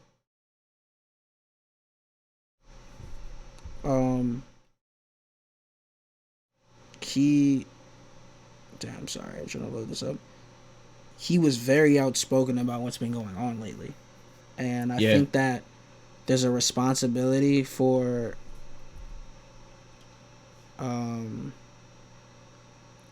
white rappers to take. He's 22. Holy shit. Yeah. Okay, so he's a year older than me. Yeah, he's got, numbers are crazy. All right, yeah, I remember exactly. He's 756,000 followers now. I remember following when he had like 60K. I know. Like 50K. Yo, the power of it, man. The hit, you get the hit. Doesn't matter what the fuck you are, what you do. That solves a lot of shit. Like, dude, I think it's perfect timing to maybe we can transition. We've been talking for a while. I know you probably don't know exactly how long, but we've been talking for. I know, me, dude. I don't even pay attention. That's why when I'm doing it in person. Thank you, man. Thank you. I love doing this. But yeah, I'd like to kind of like, this is the thing, man. You've been talking about this shit for ever since I've been following you. You haven't shied away from talking about, like anything, race related. Social injustice. Yeah, exactly. Yeah, for and sure. so I just want people to know that you are not the person that brought this up right now and is just fighting for it right now. No. You've been talking, you've been speaking your voice and your opinion on it, and so that's why, honestly, we've been trying to set this up for 3 years, but it's not bad. It's pretty good timing. It is and good timing. I definitely like. Obviously, there's a lot of ways we can go with it, but I will say this, right? Like, I think that I talk about it because on paper, you could say that like my black experience in America has been maybe more. I've had more opportunities than some people who've grown up in certain places and certain things and, you know, didn't have certain opportunities I did. And I've seen kids grow up like me and turn their back on their heritage and their community. And I just couldn't be like that, especially going to HBCU and seeing kind of, and when I was being at HBCU, being in a city like Jackson, which is plagued with so many systemic issues, and you can tell that there's after effects of segregation and racism and, you know, what that's led to in our communities now. I could never like just turn my back on that or shy away from that. Like I want to be able to help and make a change. And I would just want people to know, just real quick, that's historically black colleges and universities, right? That's what that means. Okay. Yes. Thank you for for clarifying. Because I didn't know what it was for 3 months ago. You know. Yeah. No, exactly. And which is very ironic. I played golf at a school that's historically black, but which we're actually crazy ironic thing about that. We have some of the most, our program got disbanded I think 2 years ago, but before then we had some of the most winningest program, like one of the most winningest programs in like NCAA history. We had like 19 conference championships straight. Like we made it to the national NCAA tournament a few times as a team back in the 90s and stuff. So like it's very interesting for a black school to have such a prestigious golf program. But like our coach was Eddie Payton, Walter Payton's brother. Oh, well, so that kind of that kind of added to, I think, a little bit of the attention we were able to get and like some of the access we had and like being able to like, you know, rub shoulders with certain teams and be in certain tournaments. It's crazy. Yeah, he actually was my coach for 3 seasons while I was there, and then we had another coach, but learned a lot from him. It's crazy. Obviously, his brother's a fucking legend. So yeah that's wild, man. Yeah. So you got that experience, right? But if you weren't there, I don't know. And I think my perspective would have been slightly different. I think that because like where I grew up, right, like just a lot of like, you know how kids can be, and there's a lot of like, you know, little things and microaggressions and things of that nature that come out in living in a predominantly white town and being black, and not just being like black and in a maybe what society considers a traditional sense of playing golf, talking a certain way, like just a lot that comes with that, and certain jokes and certain things. And like when you step away from that and you look from the outside and you're like, oh shit, like that shit was like fucked up. Like some of that shit really, I don't think I should have had to endure some of those things and felt certain ways as a kid because of that. And then you kind of just realize like I could never really put myself back in that situation. Sometimes you don't know things are fucked up when they seem normal. Right. Or you're a kid. You're just like, I don't want to rock the boat because then I might not have friends, or I might not have, you know, whatever. And it's very interesting that, I just kind of ended up becoming very, like, vocal about that. And then when you go to college, though, then you see a different... Is that when you kind of got that kind of, you know, 1,000-foot view of it, or...? Yeah, for sure. That's when I got that 1,000-foot view. And also, too, like, on the flip side, right, because a crazy thing and, like, it just, you know, shows, I think it's more unique to my experience, is that, like, I got to college in HBCU, and, like, you know, again, I played golf, I talked a certain way, I'm whatever, so, like, and I'm not, you know, I wasn't rapping, none of that, so, like, there were people who were on the other side who were, like, you know, like, oh, like, Carlton Banks, like, you act so white, da-da-da, all that, and I had to kind of deal with that and become comfortable in my own skin, but that kind of started to fade away as I spent more time in that environment, and people got to know me, and like it's just like, you know, like I never, maybe people had an assumption at first, like, oh, like you're from up north, like, you know, maybe you have, like, you play golf, so you have money, so maybe you think you're better than us in a way, and it's like, no, like I was never ever, and I'll never be like that. And like I'm just, you know, I was always taught to like respect everybody and have respect for everybody. But I think that to segue and tie that all together into now, I would be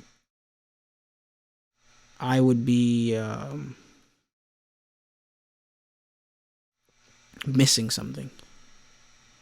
I would just be missing. Like something would be missing for me to not be saying something.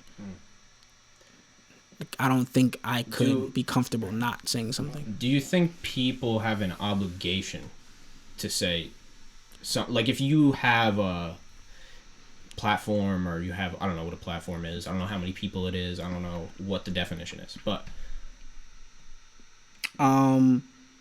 you know what I'm trying to say? You know what? I will say this, and there actually been a couple instances of some people close to me dealing with these close relationships, and people voicing their opinions or lack thereof voicing their opinions, and I think it's this, right? People have been vocally in history outspoken about not wanting to be around or engage with black people. And then there's been an era of just like, it's not my problem, so I'm not going to engage in it. But like, I feel for y'all, it's not my problem. And it's like, now that this has been kind of really hoisted in front of all our faces, it's like silence isn't enough now. It's kind of like, I need you to either, and it's not so much just reach out just to do it, but like, I need you to make it clear that I'm an ally, and that this, I don't want to live in a world where this is going on. Yeah. And that I want other people to understand that I don't condone this. Yeah. That's just where it's been put at this point. And like, not seeing that can make certain people feel aware, make a person feel like you just don't care enough. Because it's like, I don't want to shy away from, dude, Emmett Till. We know Emmett Till. When he gets something fucked, the woman who lied about what happened with Emmett Till, Can you describe that? What happened with Emmett Till? Emmett Till. I don't know enough details. So Emmett Till was a 13-year-old black kid from Chicago who had been sent to live with like his family down south. Apparently, he was in a store. There was a pretty white woman or something, and she claimed that he had said something to her, and I think maybe he had grabbed at her or something, but like, definitely had said something, and which ended up not being true. And she admitted right before, like now, like, she's older, I think she's about to die or something, like she's on near her like death, and she couldn't live with the guilt. She admitted that he never said anything. So original Karen moment. There's like Karen, 1950, 60 Karen. Wow. But the only difference is, like, you said something like that back then in Mississippi. Like, they sent basically somebody out. They dragged Emmett out of his house, literally beat him to like not looking like human, and then they tied, I think, like something like a fan around his neck, put him at the bottom like the river.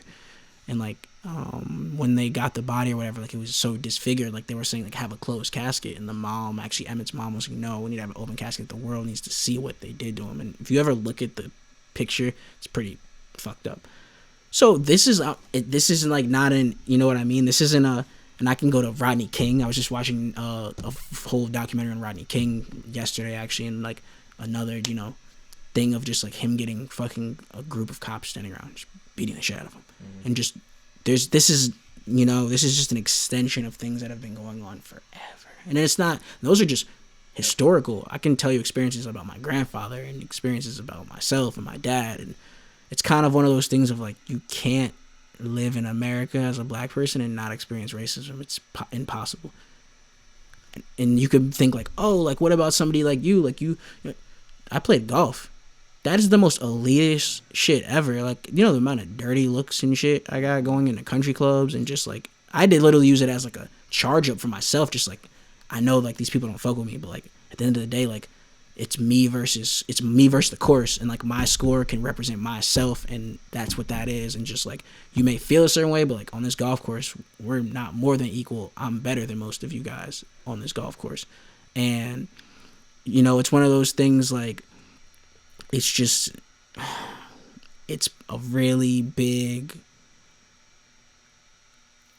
cloud cast over America. You know what I mean? Like, we try to portray these things, and we have somebody in office right now who's saying "Make America Great Again," which is very kind of racially charged. That phrase never sits well with me, and that's, oh man, we could get in this forever. And my dad was a history teacher, so that's why I think it's important to talk about. I want to stay on it, but do you think there's a classism kind of that's an aspect of it too? And also to say that that's all of it is just there's poor people and rich people and that's it. Like, that's that would definitely devalue the argument or assume. And that goes back to like again of like another chart of like classism and race and like where certain races fall in certain classes, and like like generally the poorer population tends to be black people in this country, but that's also been systemically set up for years after slavery and Willie Lynch and zoning and like also just like even like when it comes to getting mortgages on houses and stuff. This dope ass girl said something so profound on Instagram, and she related it to Monopoly, and I'm gonna see if I can kind of piece it together for you. But basically, imagine this: we're both playing Monopoly, but for 400 turns, I can't play at all. You've had 400 turns to control what's on the board, understand the game, know nuances. Right, exactly. The rules, and you made the rules to the game too, and didn't let us know for 400 turns.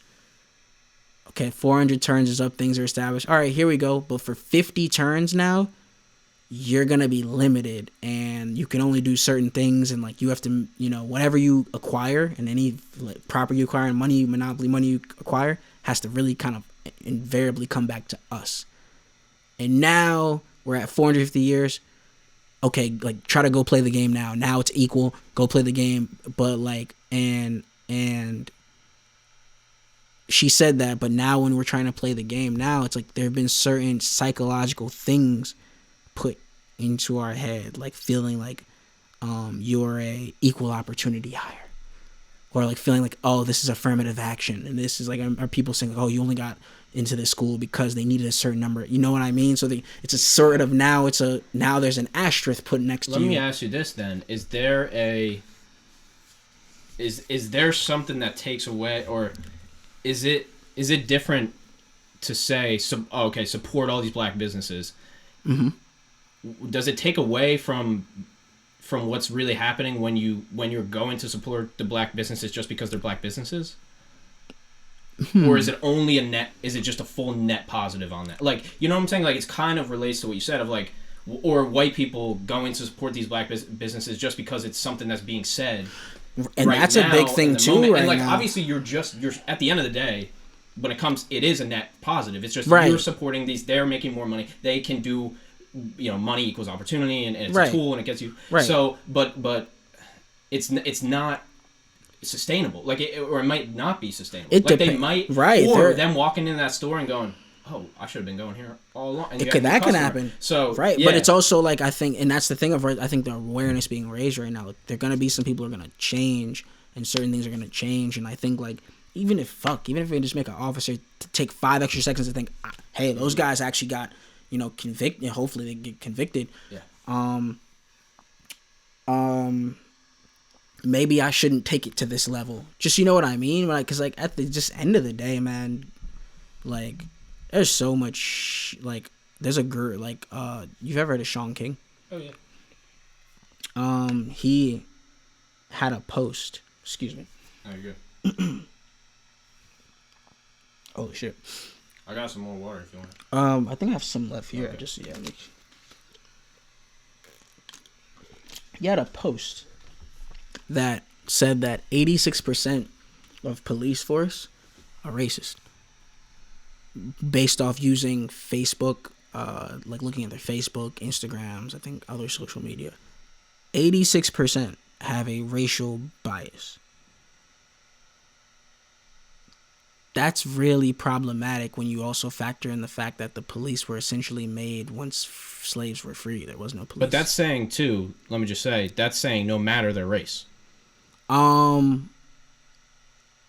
Yeah, actually, yeah, it's not just black, right? Yeah. That's exactly, which makes it even a bigger, more than just like more complex than we thought. Yeah, right.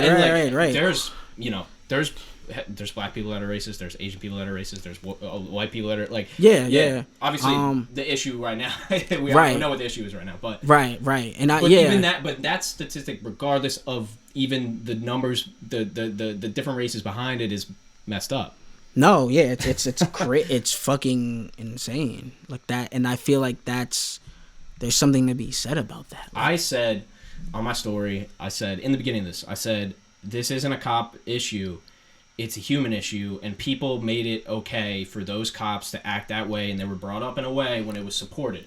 Now, exactly. I realize now it's more complex than it's just a human issue. No, I there's no way I can look around at everything or look on social media at everything that's happening and say now that it's not a cop issue. It seems to be a cop issue. It's like you said, and it's like you said very eloquently. Exactly, they were told that this was okay. And and I'm saying too, those people around them, whether it's their family or their dad or the other cops, right, made it okay to feel like, yes, like this person can be, that can happen. And also you have to look at like just other than George Floyd's situation, like the Ahmaud Arbery situation, where that's really crazy because like I shouldn't have to fear for my life jogging in a neighborhood that if somebody else did the same thing, they would have no problem. And it's so blatant and out there too, that whole thing with the video, and it's just, I mean, that's really what we've come to is not we. I mean, like just,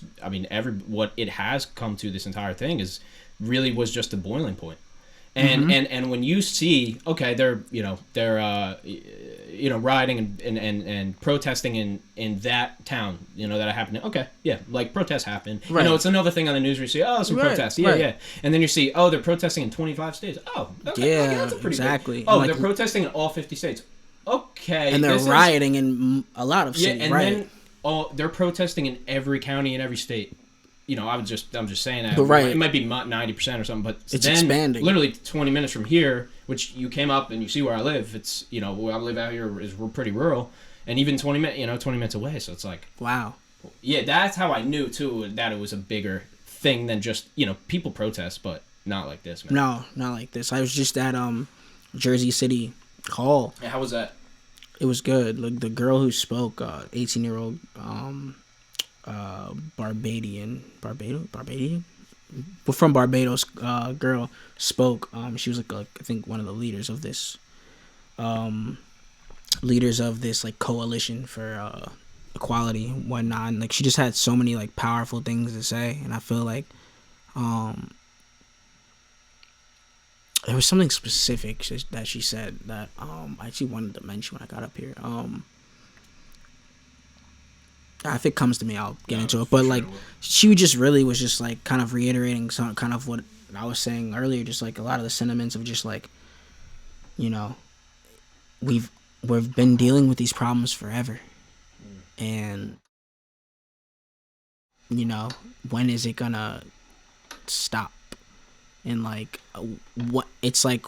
When are not only black people going to get tired, but other groups who, are allies to us going to be tired of seeing us deal with this?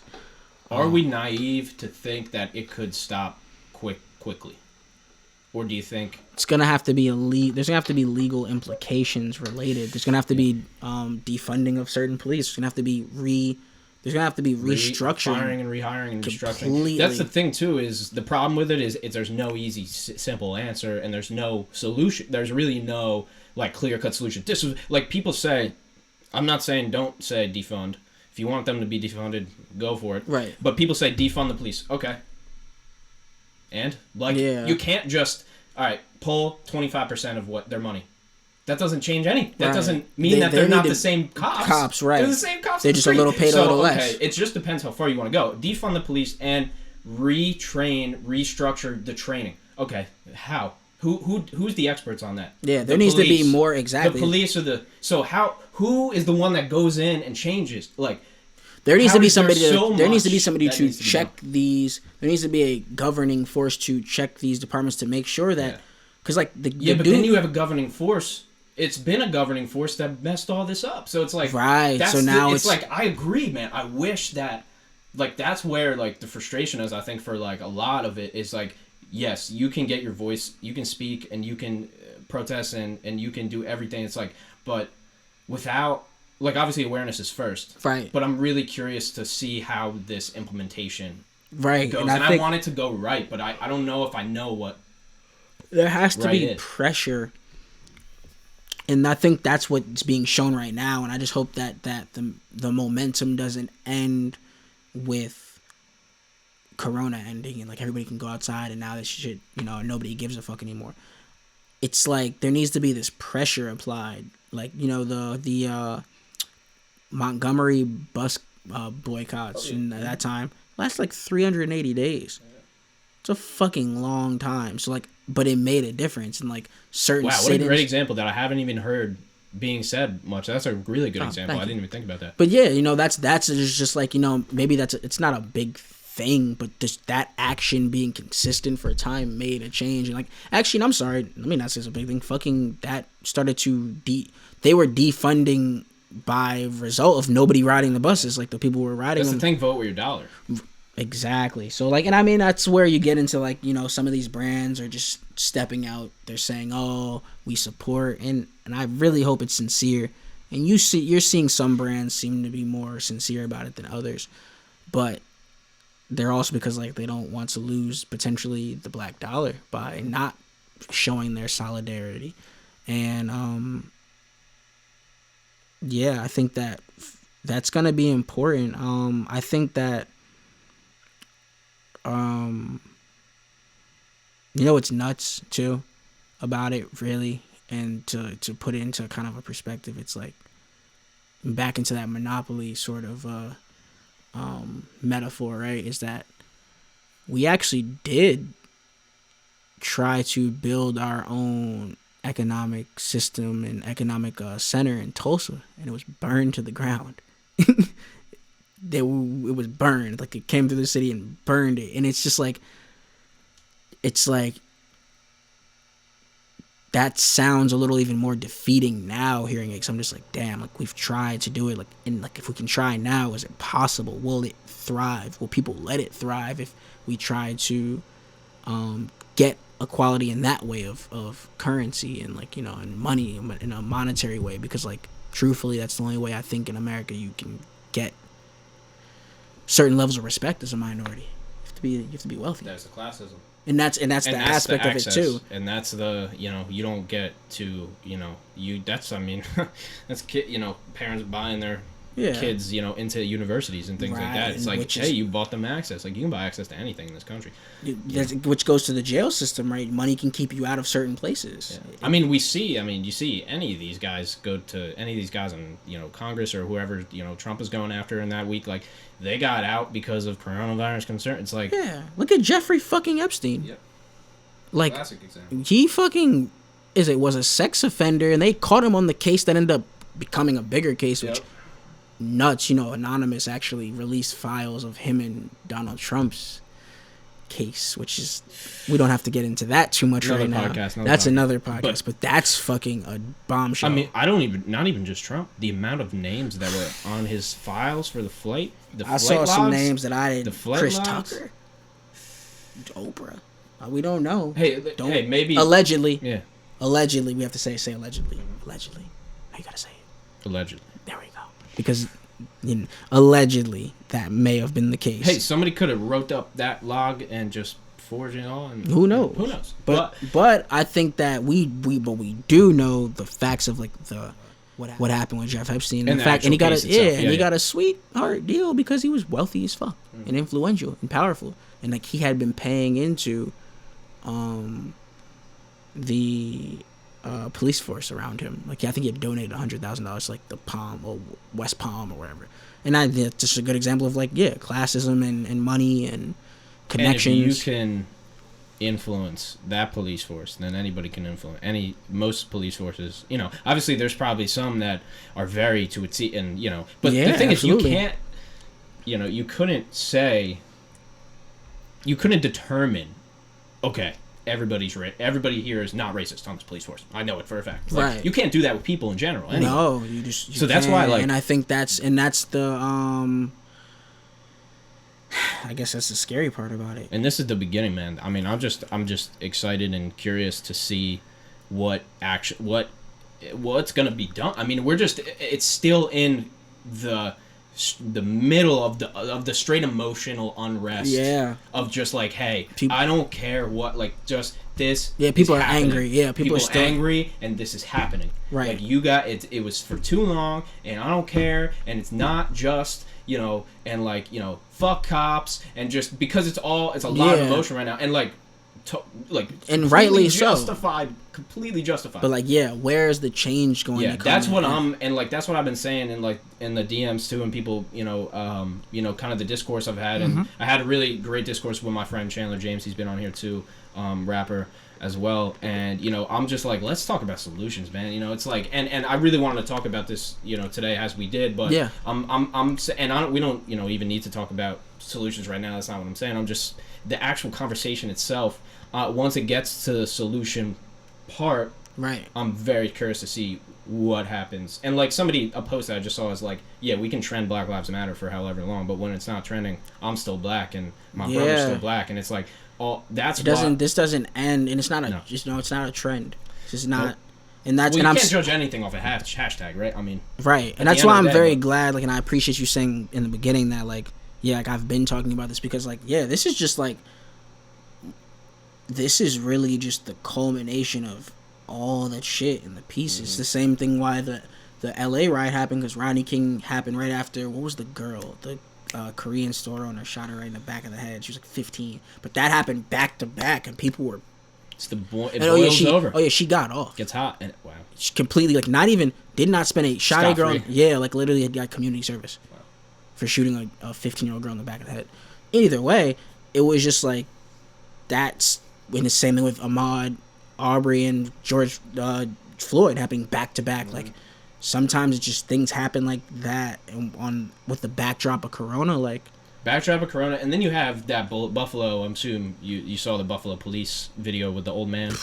Yo, that, and then you have that. So then it's like, and that's but that comes back to the person that says, all right, Sully, not all cops, huh? Not all cops? Why did that happen? Why did 36 Buffalo cops resign after that? It's like, yeah, dude, I know. I'm rethinking because... Bro, whole force. It's not all anything. Nothing is all everybody for anything. There's forklift drivers, like literally what I said. No, it's not it. There's forklift drivers who are racist. No, it's anything. It's anything. When you see a video like that, it's like, I really can't... What am I supposed to... Like, that happened? Like... And then that wouldn't have been on camera? And then the fact that, like, his teammates...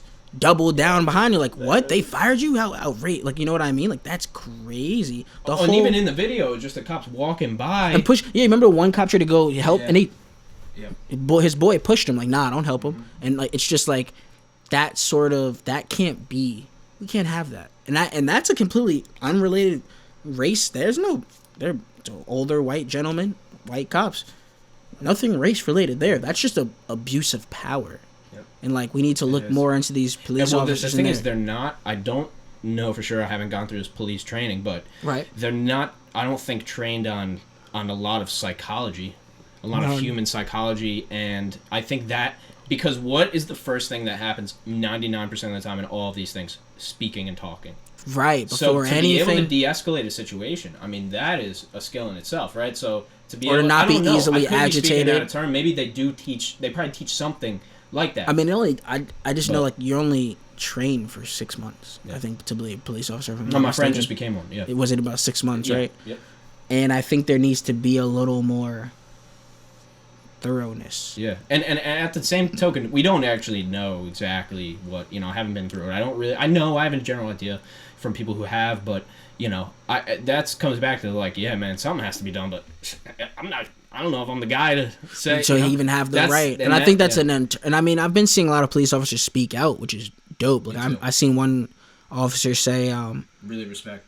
He was like, oh yeah, all the good cops keep scrolling. And he was like, all right, for now, all the dirty and racist cops, like, if you don't want to do this job with honor, you know, you're going to get us killed, the cops who are doing this right thing, like, turn your badge in. Because it's true.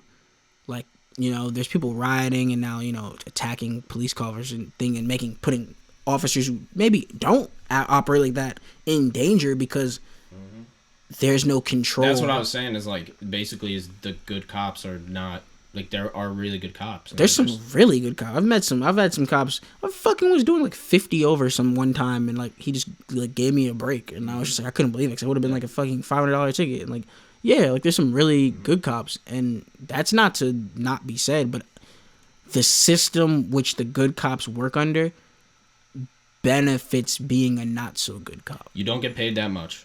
You're risky. You risk your life every day. You have no idea what car you're coming up to. People are lying to you 90% of the time. Like all these things that add up, and you're not getting paid $500,000 a year. No. Like so, it's you're right. It comes down to the incentive and just the actual like. Imagine if you stop like 45 people a day or something. I don't think that happens. Right. Imagine if you do like, or just interface with the public. And you're the authority. You're the guy who has to control any situation that happens. Like, and some people, I think it's just like, yeah, there's a lot of. There's so much complexity. I think there needs to also be too, like, I want to see more of the cops in certain communities reflect the people they look like, too. Like, I would like to see more.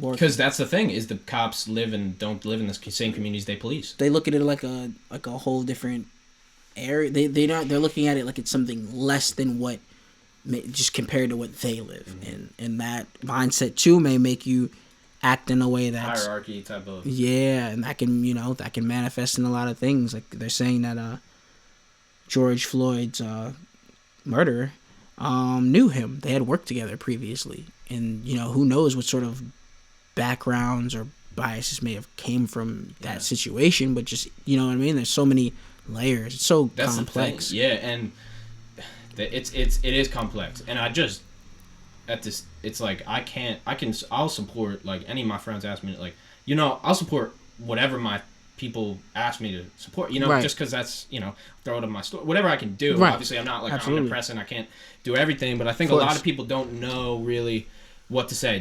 Or what to do? Like, do I donate here? Or like, oh, but should I donate here instead? Or what do I say? Do I post a black box or like? But somebody said that's devaluing the whole movement. Are they right? It's like I think a lot of people don't know what to say or do. Right, especially if you're. And they're not racist. They're not bad people. They just don't know. Just like, and I know there's a little bit of a layer of uncomfortableness too. It has to be. That's the point of it. And I think that's right. But if the fact that exactly, if you can acknowledge it, but not so much uncomfortable, like I want to shy away from this. It's more like no, okay, maybe this is making me uncomfortable because like I know in my heart too, like this isn't right.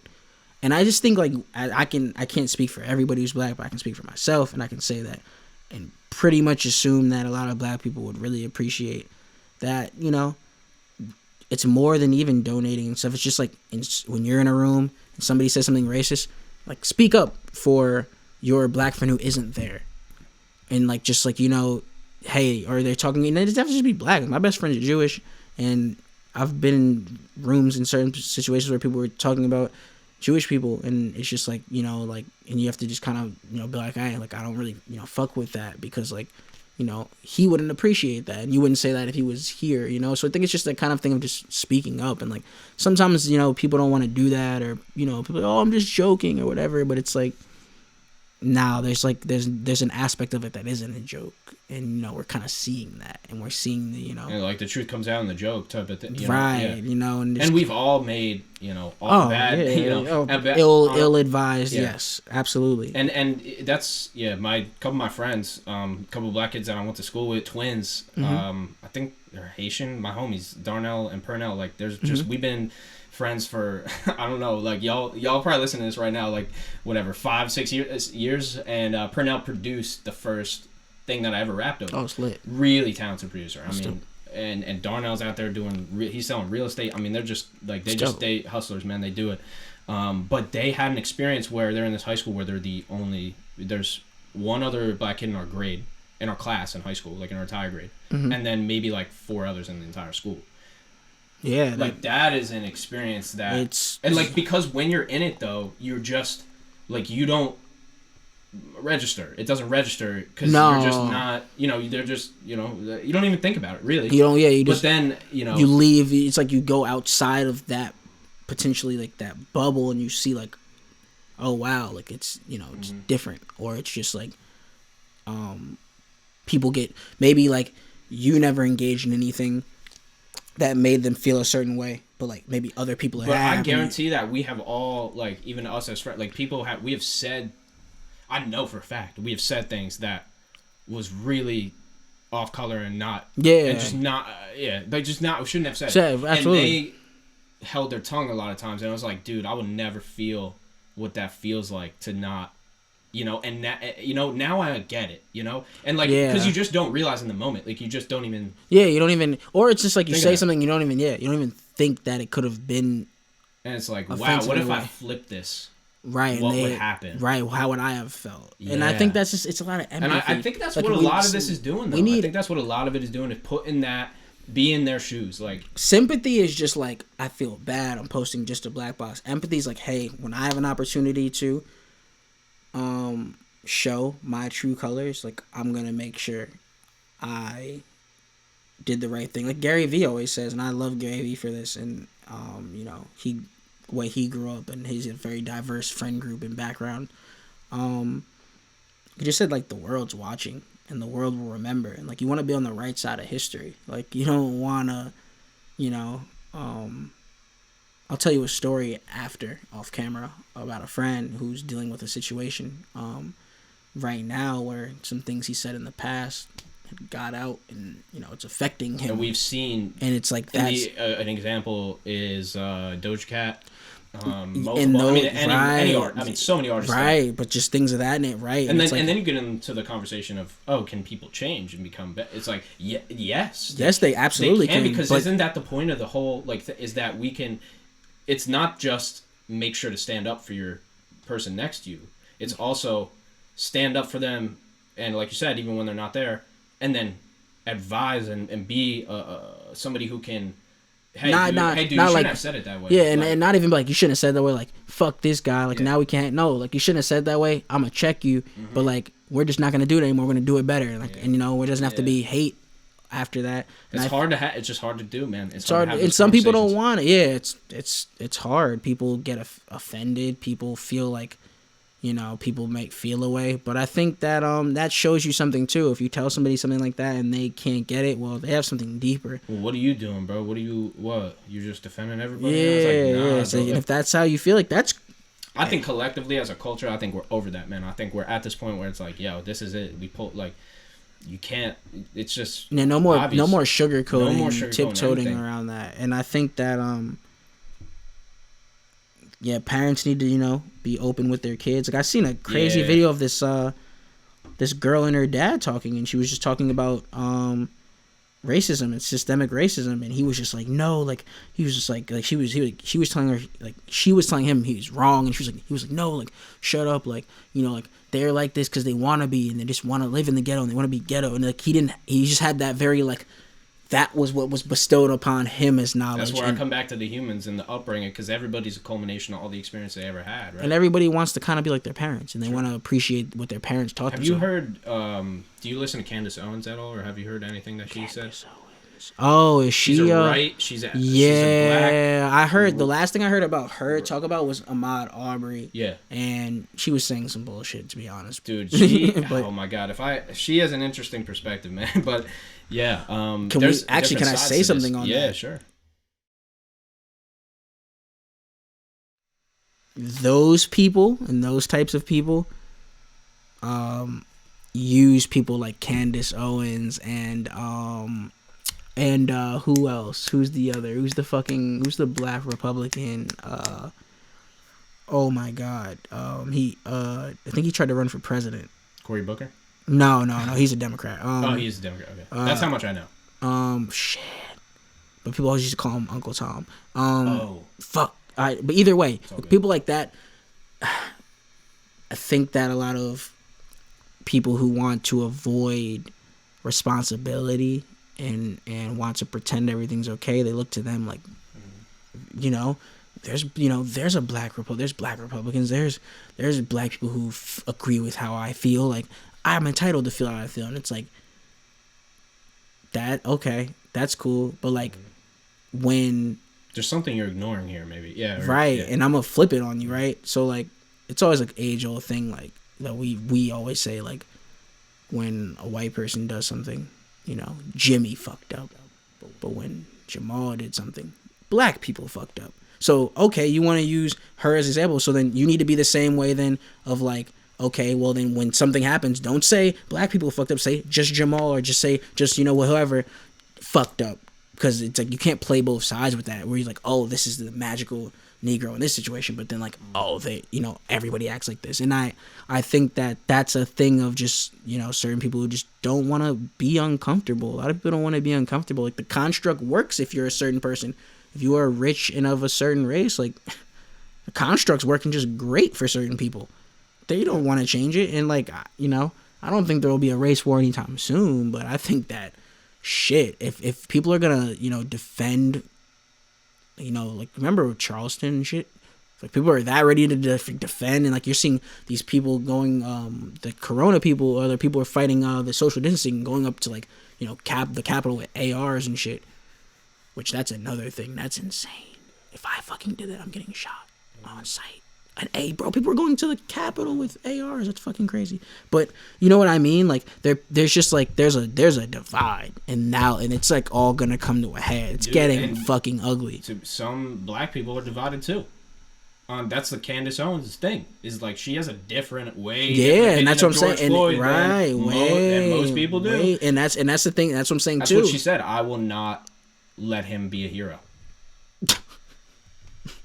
Yeah, I'm not saying I agree with it. That's just no. I know. That's just the facts of which, and I mean, and that's it. You know, and like that's the beauty of, I guess, there's more to it. There's a lot more to it. By the way, it's an 18-minute video. I watched the whole thing. You can watch it. There's a lot more to that. But yeah, from what she says. But at the same time, it's like, it's like, yo, he's already a hero. You know? It's yeah. I can't believe like. I can believe it though. I mean, it's every, you know, there's so many. Everybody's experience is so different. We don't know what Candace Owen had to live or endure. Yeah, that that's the thing. Put her back in to the culmination. Everybody's the culmination of their experiences, and like, yeah, man, wow. I mean, we've been going like almost 2 hours. Holy shit! Right now, yeah, it's like after 8. Oh shit, it's crazy. Right, it's crazy, man. But this has been probably one of the most productive.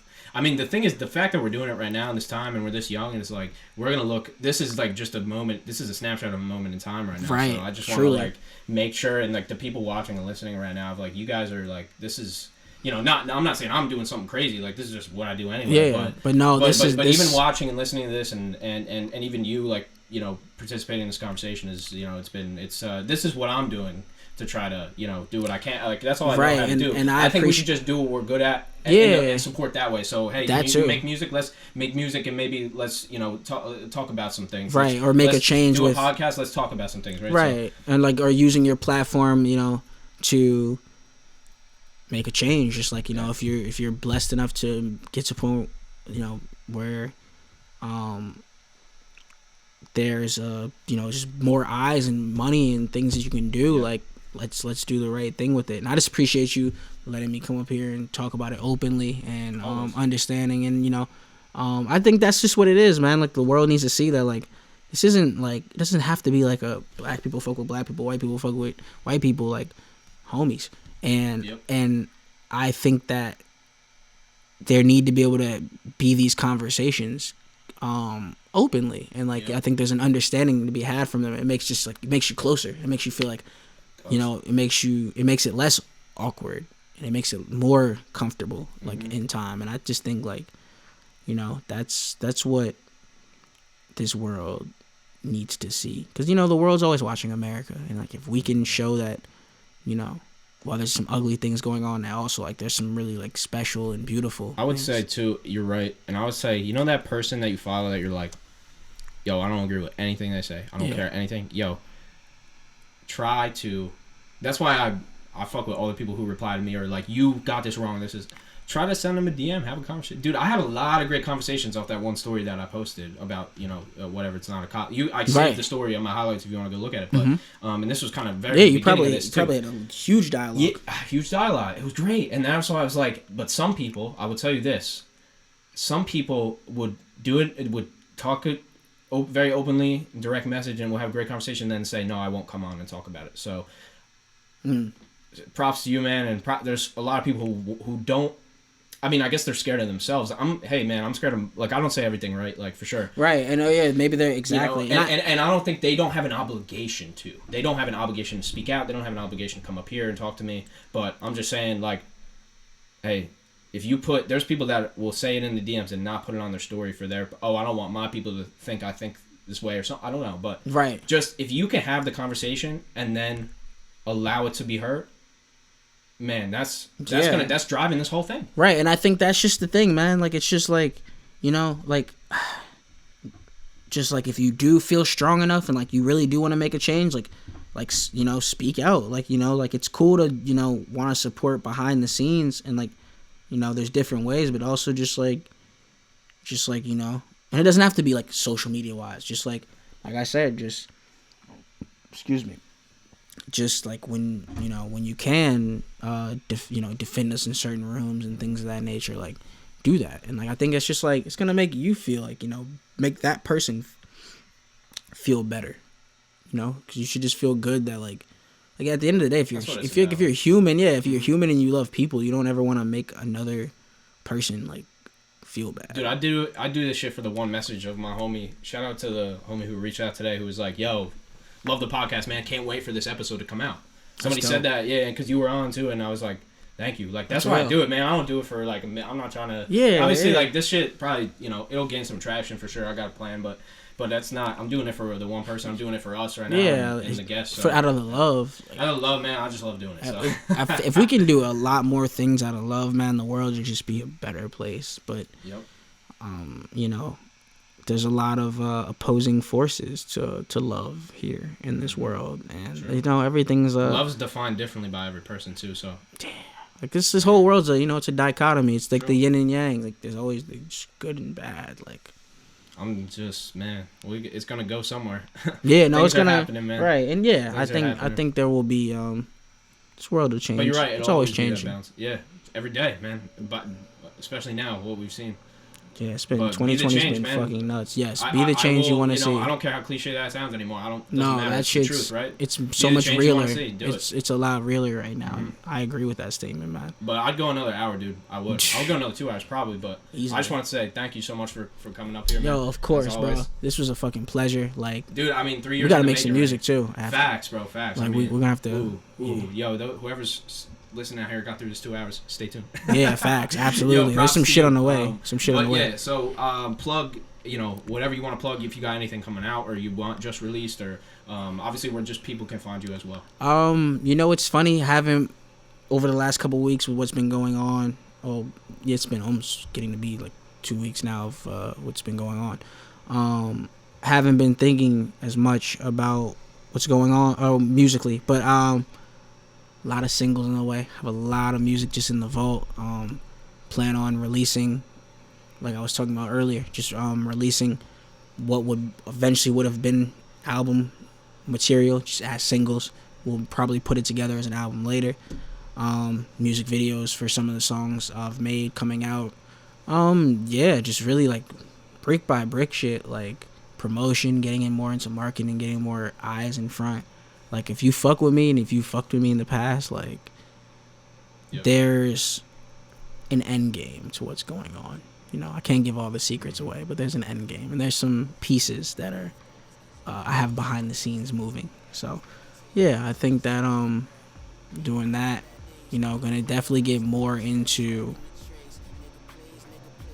storytelling a little too. Definitely expect some, definitely expect some songs where it's like, more visual, more of a movie in a song, Been looking more into that, especially with a lot of, the things going on and just certain experiences I've had with police that I feel like maybe if I can tell them in certain things that maybe people can find solace or people can find understanding. So yeah, just more music, more real music, more everything, really. More content too. I love it. Yeah. Rhaney Daze at Rhaney Daze, RHANEYDAZE. Yes, absolutely. Yep. At Rhaney Daze. All the links, everybody, as usual. Yeah, everything's the same. Twitter, all latest that. signal, or why do I keep saying that, man? I'm working with this company. Latest single in the description as well. Yes. I'm trying to probably throw one of your tracks up here at the end too. Oh, appreciate that. But just for everybody, you know, my end spiel. We are on all platforms, even the ones that nobody uses: Spotify, iTunes, Apple Music, SoundCloud. The podcast is on all major podcast platforms. That is Apple Podcasts, Google Podcasts, Anchor, and everywhere else podcasts are found. Thank you so much, Aaron, for coming on today, dude. Have a blast. It's Rachel. Take it easy. Yeah. Amongst the vultures that is lurking the trees. Nigga please, you only talk behind screens. Getting payment, that's a breeze. Hi Davis and Steez, hi Davis there.